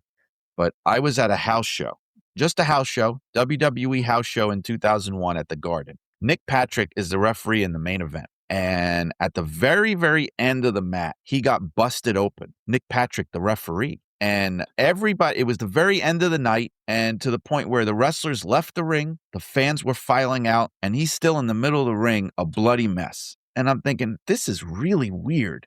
First of all, it's a house show. Second of all, he's the referee. And third of all, it happened just as the show was ending and everybody's leaving. And you could tell it wasn't Hardway. You just know. And I'm thinking, did they make him do this for what's the reason? Why is this happening? No one ever explained it to me. It didn't seem to serve any purpose whatsoever. Very strange. That is strange. Yeah, isn't it? Now, it almost felt like they were doing it to punish him for something. Nick, from what I know, was a wrestler briefly. He was, yeah. His father was the assassin. Right. But I'm still trying to figure out why would they do that to the guy? A referee at the very end of the show on a house show gets all this big juice. Why? Really weird. How did the crowd react? They were just leaving. They didn't even really pay him any money. No, people were just filing out, leaving. The place is half empty. He's still in the middle of the ring selling it, his face covered in blood. Strange. Wrestling is a strange business. Yes. It really is. It's an absolutely strange business. Well, we've gone through a lot. And I wanted to look at, like, the era of the claw hold, drawing blood, and the various savagery that went on. We're talking about, I always look at 1975 as kind of like a nadir in pushing that. Cut 10 years later, and you got handsome Kerry Von Erich on the cover of PWI. Yeah. And there is no blood to be found. And everything softened up in that regard. It is amazing how in a 10-year time frame, how wrestling changes. And somehow the blood and gore went away. And business did go up. When it became a family-friendly thing, people go, oh, that's not the wrestling I grew up on. And a guy my age would say that. But the fact is, business exploded when they eliminated it. It did. And it became seen as a little more acceptable. not as much of a thing you'd be embarrassed to go to or to have to hide it didn't feel like this underground thing anymore, for better or worse. Because here's the thing, I think because even when they were doing great business, wrestling was still kind of an underground thing. I mean, yeah, they were doing great business. The Smoky Bingo Halls thing is nonsense. They were selling out giant arenas. They were making money hand over fist, but it was still an underground, like, punk rock thing.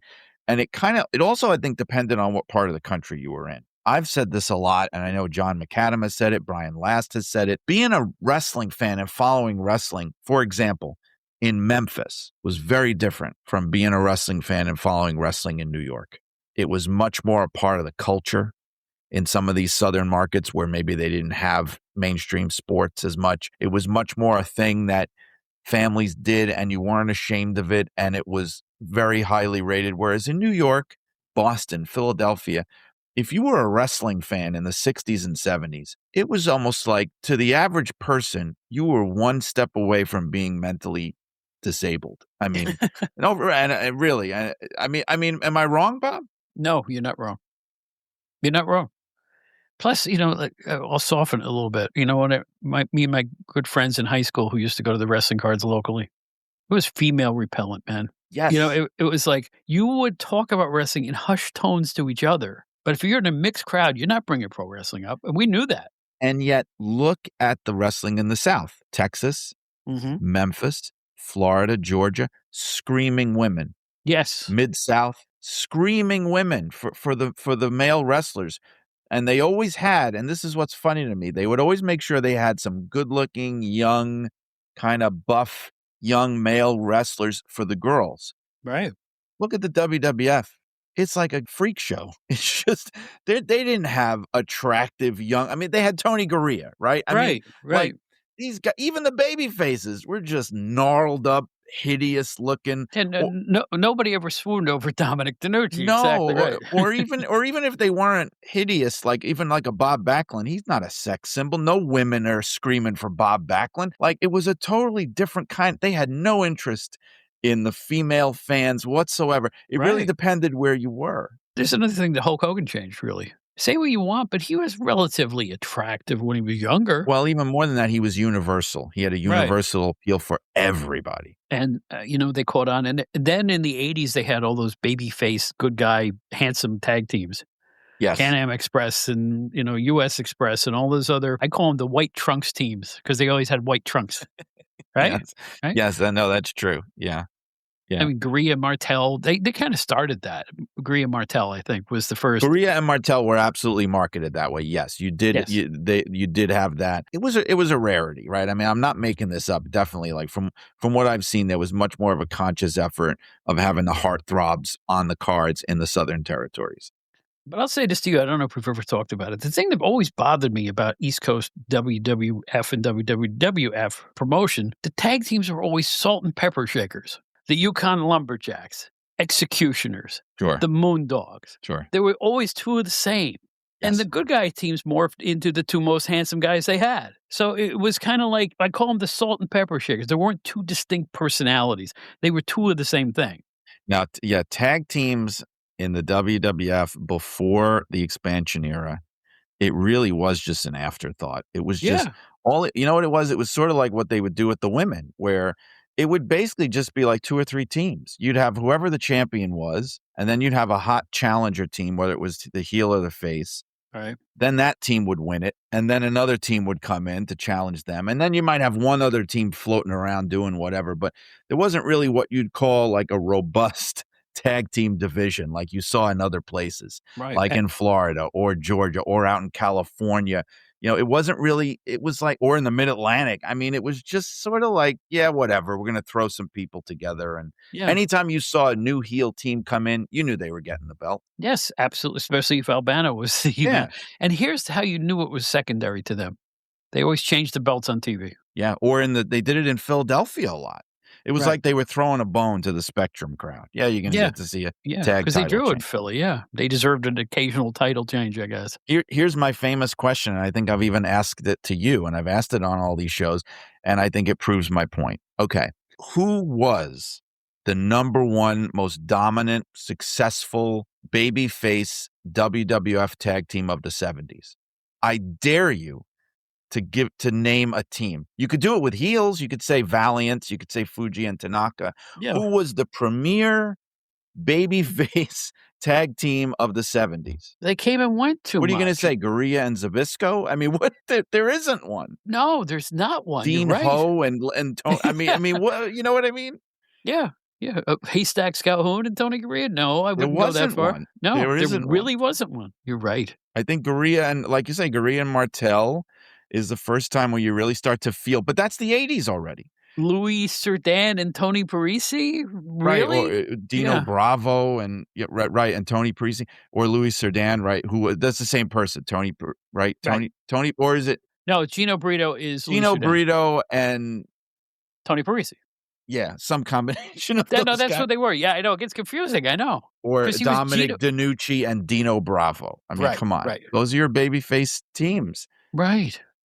They were always the second rung stars, never the top stars. They never put, and the odd thing is at one point they had a heel team of Superstar Graham and Ivan Koloff that worked together for about 6 months. They never even got the belt. Figure that one out. Yeah, and it was very rare. That's why, too, the Valiants became such a big deal because they were a main event level heel tag. And that did not happen a lot. They're wrestling Bruno and Chief Jay Strongbow at the Garden. I mean, that was not a thing, especially in that time period. That was not a thing that you saw that much. And before that, if you went before that, I think the biggest team I could think of as a heel would be the Mongols, because they were also doing main events and things in the late 60s, early 70s. But those kind of guys were exceptions. You know, you're a historian. I often wondered at the time, I guess this is around 80, the Valiants were the tag team champions, and then they brought in Gentleman Jerry Valiant, Mitchell, the Stomper, or whatever you want to call him. Yeah. The question is why? Now, legend had it that Jimmy had hepatitis or something and couldn't work for a while. I don't know if that's true. I don't know, because then not long after that is when he kind of was reinventing himself down south again, like Georgia and Carolinas and Memphis, and reinventing himself. And so I don't know what came first there, the chicken or the egg. Like did he leave because he had better offers in the South? Mm-hmm. Or did he go down south because of being driven out of the WWF because of those health concerns? And again, maybe they cared less in the other. I'm calling that a rumor, and I'm not. It's all alleged because I've heard it. I've heard it. You've heard it too. Graham, another one I've heard. Superstar Graham had to deal with that hepatitis because God knows that guy bled so much. Boy, talk about a savage match. The Garden, Garden was not exactly a gore arena, but there were two exceptions. The cowbell match with Graham and Rhodes. Oh my gosh. Double and of course juice. Pat Patterson Sergeant Slaughter, the boot camp match, which was just also that was the alley fight, but also the boot camp match with Slaughter and Iron Sheik is a bloodbath in '84 at the Garden, and that's in the Hogan era, an absolute bloodbath at the Garden. Yeah, they were still weaning themselves off, because I remember watching on Prime Time Wrestling, whatever it was called, right after Hogan won from the Sheik, they had some rematches.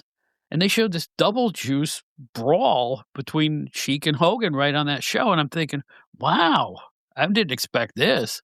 But that type of thing did not last much longer. Now, somewhere at the tail end of '86, it was an edict. It wasn't a coincidence where it was no more blood. I remember I interviewed Lanny Poffo once, and he took pride in being the last person to bleed on WWF television before the ban went into effect. Is that the Battle Royal? Yes, he gets headbutted by Andre the Giant. Mm-hmm. Now, the thing is, even when they had a ban from about '87 through when you get to the Bret Hart Stone Cold thing in '97 at WrestleMania. I mean, that's the end of it. But there's a 10-year stretch. Now, there are exceptions during that time, but they had to be authorized in advance, and guys that didn't authorize it got in a lot of trouble, like Bret Hart and Roddy Piper did not have it pre-approved, and they got in trouble for that. But there would be exceptions. Hogan did it a couple times because he was Hogan, but it was very rare. So this just popped into my mind. Wrestling and wrestling magazines that you and I have been such a part of. 1977 covers. Here's all the gore and juice and this raw sadism. And you go to 1987 wrestling magazine covers, and it's the Von Erichs and it's Tommy Rich and whoever else, Rock and Roll Express, what have you. Things change so much and so fast with the advent of the expansion of the WWF, that those old tawdry days of super violence, sadism, they're pretty much gone. I mean, we still have guys who do some pretty extreme things in the ring, but for the mainstream, it's amazing how it has changed from the 70s, the great spit era. It's the 70s. That's what I call it. Then you had the 80s where everything got homogenized, and you cut to now where you do have some pretty hot action in there, but it's especially in WWE so controlled that there's been blood in recent matches and things like that. Nobody even says boo. So the blood is back, but it seems to be more controlled than it used to be. Well, I'll tell you one thing. I will say this. Did you see the Hell in a Cell match between Drew McIntyre and CM Punk? Unbelievable. I'm telling now, from what I understand, that was an accident. He split his head open with a wrench or something out of the toolbox, and his head had to be stapled. And I'm telling you, I don't think I've ever seen more blood in a match than what I saw in that. Right. Especially not in a mainstream wrestling match, not a death match company or something.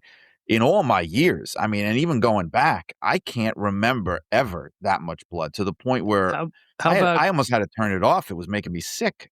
How about JBL Eddie Guerrero?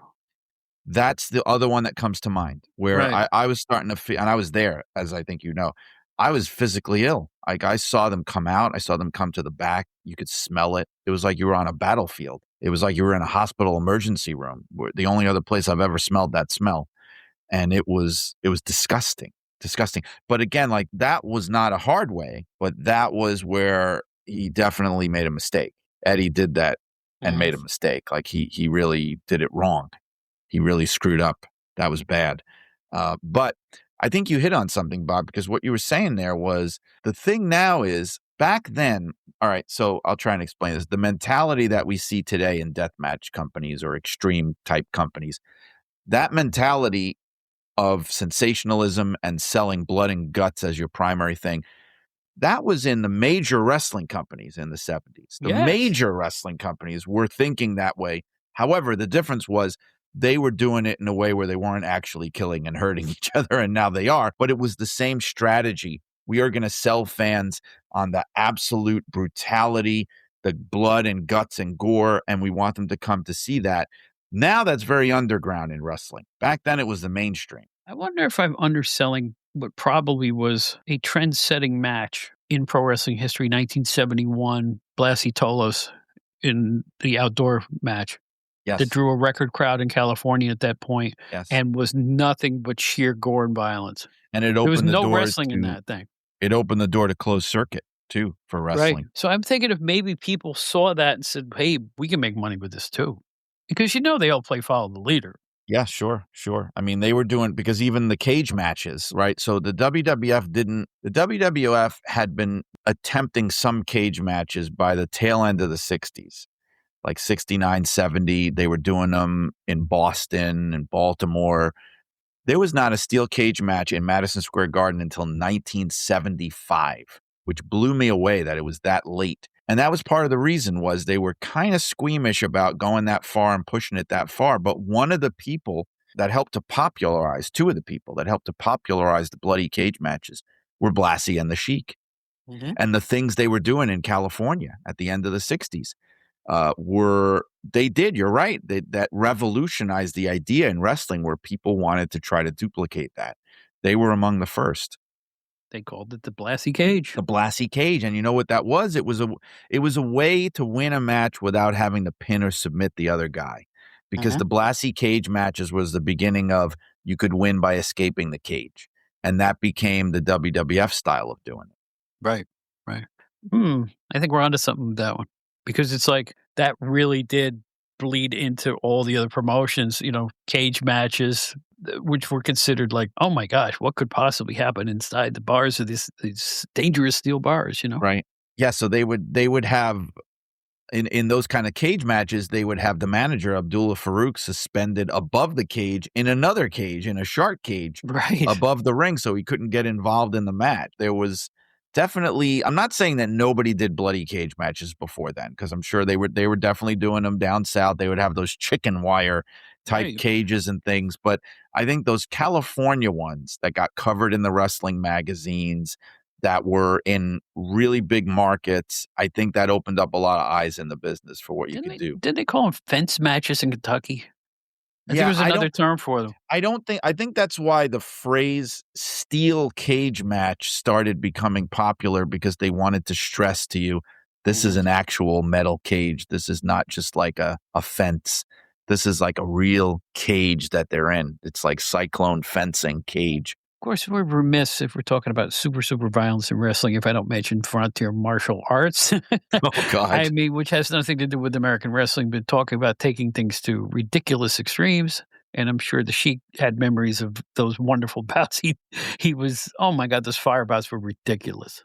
They weren't, but that's why they wanted him there. And, frontier martial arts, FMW, that really is something that really became something it wasn't intended to be, because the reason they called it frontier martial arts wrestling was it was supposed to be like an underground version of almost the New Japan style, where it's a hybrid of martial arts, wrestling.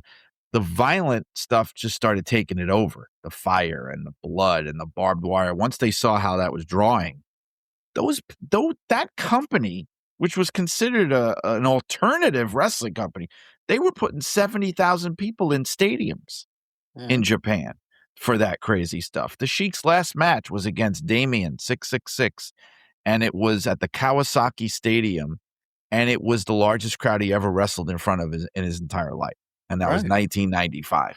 So, I mean, it had an appeal, and they were doing crazy. I mean, that might be the beginning of it. That stuff they were doing in Japan, where they were really burning their skin off, and they were really rolling around in real barbed wire and real explosions. That's what set the standard, where they started going, hey, we should try that. I mean, that was the beginning. Nothing gets the whoa factor out of me when I watch one of those tapes. I mean, it's like even a match with Cactus and Terry Funk from over there was just unbelievable. So it's funny because Atsushi Onita, who founded that company, he started in Memphis. So he wrestled in Memphis in the early 80s. And he saw things like the Tupelo concession stand, the bloody angles they would do in Memphis. And that's the kind of thing he had in mind years later, except the difference was they weren't doing it for real in Memphis. Again, we come back to that same thing. They were working. And he got this idea of, hey, I'm going to just do all this stuff. And that set the standard of, how are you going to get this blood and this violence? Well, we're just going to do it for real, It's funny. Memphis is a funny animal because all the brawling in Memphis, but it had an oddly different tone to it, didn't it? It wasn't like, I'm going to kill you. It just, the matches would get out of control and they do something like the brawl in the concession stand, but it wasn't really sadism. It was revenge in Memphis. The mindset was a little bit different. Do you agree with that? Or am I just I do. And they also were so professional about it, and they were able to generate an aura of violence and danger in such a brilliant way. You watch one of my favorite, if not my favorite match of all time, is Empty Arena, Terry Funk, Jerry Lawler. Right. And you watch it. See, the thing is, when you're watching wrestling, what they asked from the wrestling fans was a suspension of disbelief, to participate, to give yourself over to it, to use your imagination. You watch that Empty Arena match, and it's like, if you're into that match, it seems to you like Terry Funk is definitely trying to take Jerry Lawler's eye out with that metal spike. He's trying to maim and cruelly torture that man. And then when Terry turns it on him, the way that Terry sells that thing is disturbing. Yes. But you have to suspend your disbelief to get into it. If they did that today, they would be doing the kind of stuff like Moxley does, And they were not. If you watch it now, you could see how smart they were about it, how smart and safe. But because you're watching it and you're using your imagination as a fan, it's like you're watching a horror movie. People aren't trying to kill other people, but you give yourself over to it and you get caught up in it, and it seems so brutal and awful, even when it's not. My gosh, let me just give a praise to somebody who left us not that long ago. Terry Funk was the best at selling pain. He was absolutely, even if you look at the I Quit match with Ric Flair, and they're holding the microphone, and he is moaning and screaming into the mic, it don't look fake. No. It didn't look fake at all. And when he was in pain, if you go back to the Japanese matches with the Funks against the Sheik and Abdullah is another example. Terry Funk could sell like nobody else. Yeah, and just him crying about his eye to Lance Russell and begging and pleading, especially after being such a pompous ass leading up to that and being such a crow and bragging and everything, and then to be reduced to this crying, weeping coward. And then the best part is, as Lawler is far enough away and starts to leave, Terry Funk starts getting his confidence up again. Even with his face bleeding and he's holding his eye, he starts taunting Lawler again, despite what just happened to him. And it's like this emotional transformation that he does. It's absolutely brilliant. I know I sound pretentious talking about wrestling this way. No, but it's true. Brilliant what he does in that match. In any match. In any match. He was a truly remarkable wrestler. He really was. And if you want the guy to bring into your organization to make it look real, call Terry Funk. I don't know what else to say. Absolutely. That's why a lot of people call him the greatest of all time. Yeah, it's hard to argue with that. Who had a longer career, too. My gosh. Yeah. I mean, what a loss last year. You know, Absolutely. It really is a shame. But I have a win here because we had Brian Arcellam on the show one more time. And we really, we went through a lot of gore, guts, and mayhem here, didn't we?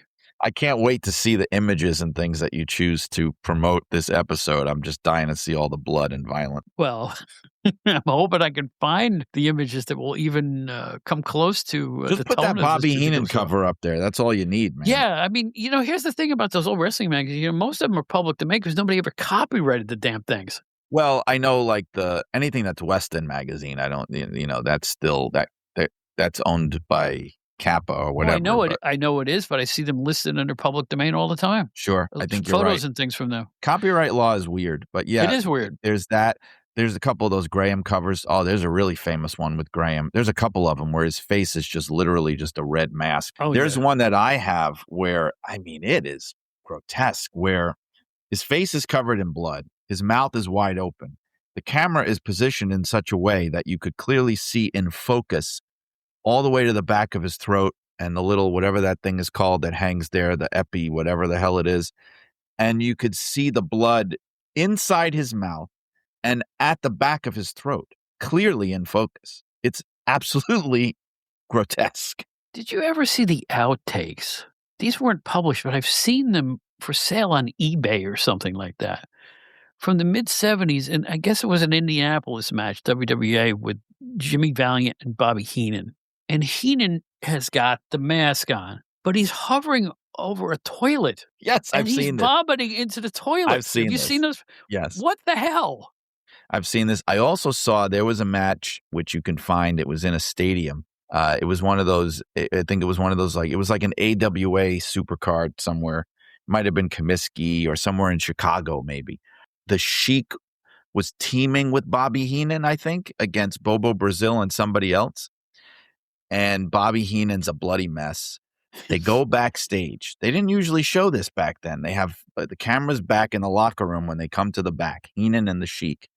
The Sheik starts licking the blood off of Bobby Heenan's head.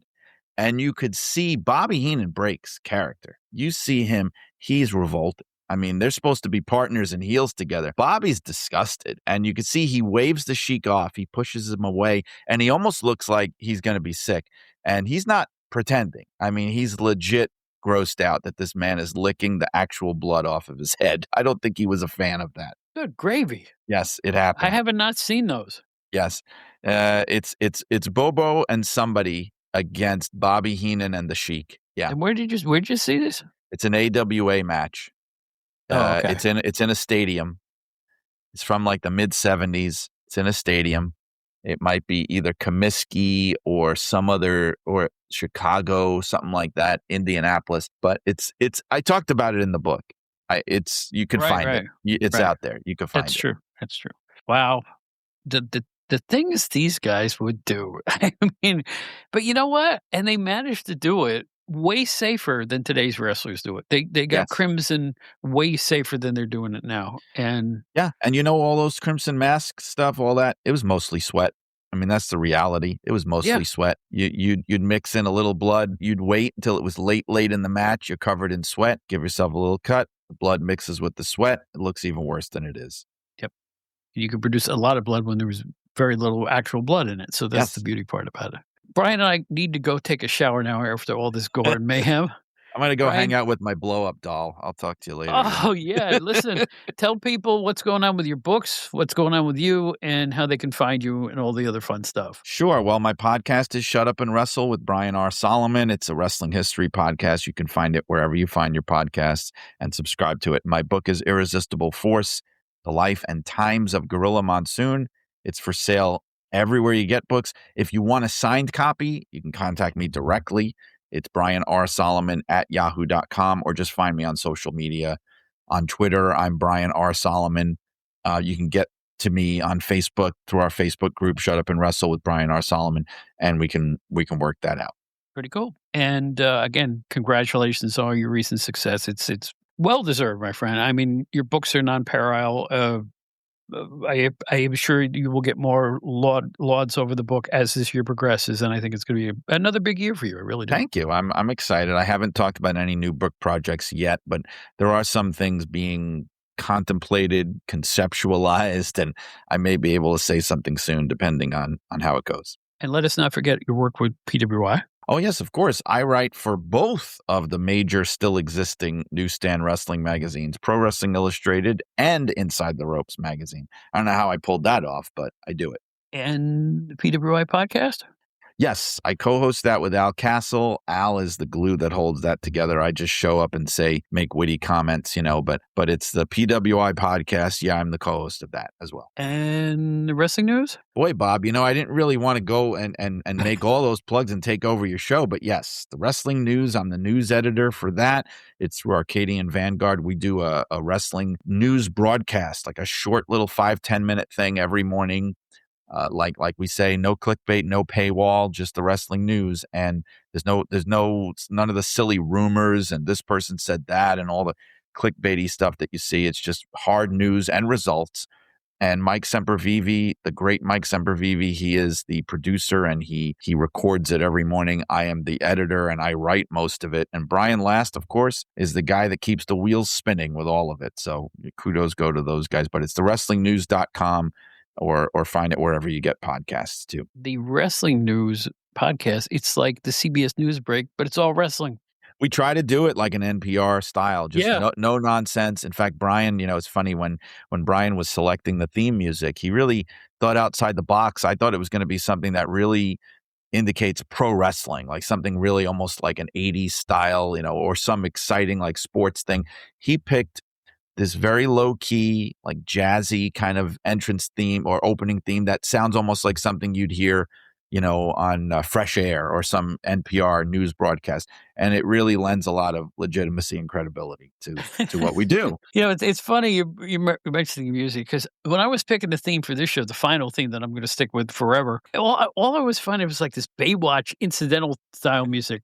Dun, dun, dun, dun. It had that 80s gloss to it that I really can't stand. Yeah. So I was lucky to find the theme I have. And you would be surprised on these podcasts how many people have said, I love the theme to your show. Oh, yeah. Oh, other listeners and stuff. Like I've told you, I let it just play. I don't skip ahead. I let it play at the end. I listen to the whole thing. At the end of the show, the song actually lasts 3 minutes, 5 seconds. I play the whole thing at the end of every show. It's not for anybody else. If I'm driving around, I'd like to do a post-mortem on the podcast, right? Where I get in the car and listen to it. So if I'm driving long enough, I can hear that and I can just groove out to the song at the end because I like the song. And that's basically it. I do too. Oh, I'm glad you do. Yeah, well, anyway, Brian, stuff. Thanks for your friendship. Thanks for everything over the course of the last 3 or 4 years, and hope to see you again soon sometime. My pleasure, Bob. Like we always say, anytime you want me, just give me the call and I'll be there. Well, our entertainment podcast you have excelled at. We've done some very memorable shows with Star Trek and magazines and all these other kinds of things, and we got to put our heads together and see what we can come up with. Yeah, that'd be great. In fact, the funny thing is I'm going to be doing more of that. I don't know if you're familiar with the Fun for All Ages podcast by Frank Santopadre. It kind of grew out of the old Gilbert Gottfried's Amazing Colossal podcast. Gilbert passed away, and Frank, his co-host, has taken up the mantle, and he does this pop culture podcast. And they're going to be doing an episode coming up soon on Godzilla movies and kaiju and Japanese sci-fi, and I will be on. So I'm excited. You're the perfect guy to ask. Yeah. That's great. And as you may or may not know, I just guested on a podcast called Mixtapes, and they want to know about my music career. I'm shocked. I haven't held a microphone in my hand since 2009. Yeah. So I need anybody that brings that up. I'm like shocked that he would even know who the hell I am in that regard, but it leaked. I'll tell you one thing about the music career. Every year or two, I got a check from ASCAP, a royalty check. And it's more substantial than I think. I don't think they send them out on a regular basis, only when you reach a threshold of plays. And I'm shocked that I still make a meager pittance from my old music from all those years ago. My great uncle, the one I talked about on your show, he was a background singer in the movie Easy Money with Rodney Dangerfield. Oh, okay. And he would get a check from Warner Brothers or whatever the heck it was every year for about $11 or $12 every year without fail. I knew it was a racket, right? Yep. Well, anyway, nobody like him. Brian R. Solomon. Thanks again. You're welcome, Bob. Thank you.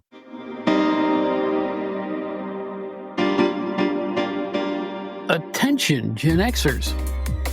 If you'd like to explore the era that appeals to you, look no further than GenerationXWire.com. The generation who grew up with elite in entertainment, music, movies, TV, books, pro wrestling, and more finally has a one-stop destination for all their Gen X needs. From Aerosmith to Batman to the Killer Bees to the Twilight Zone, there's something for everybody at GenerationXWire.com. You won't find a more eclectic mix of pop culture content than at the leading website that specializes in the greatest generation, GenerationXWire.com. Check it out today.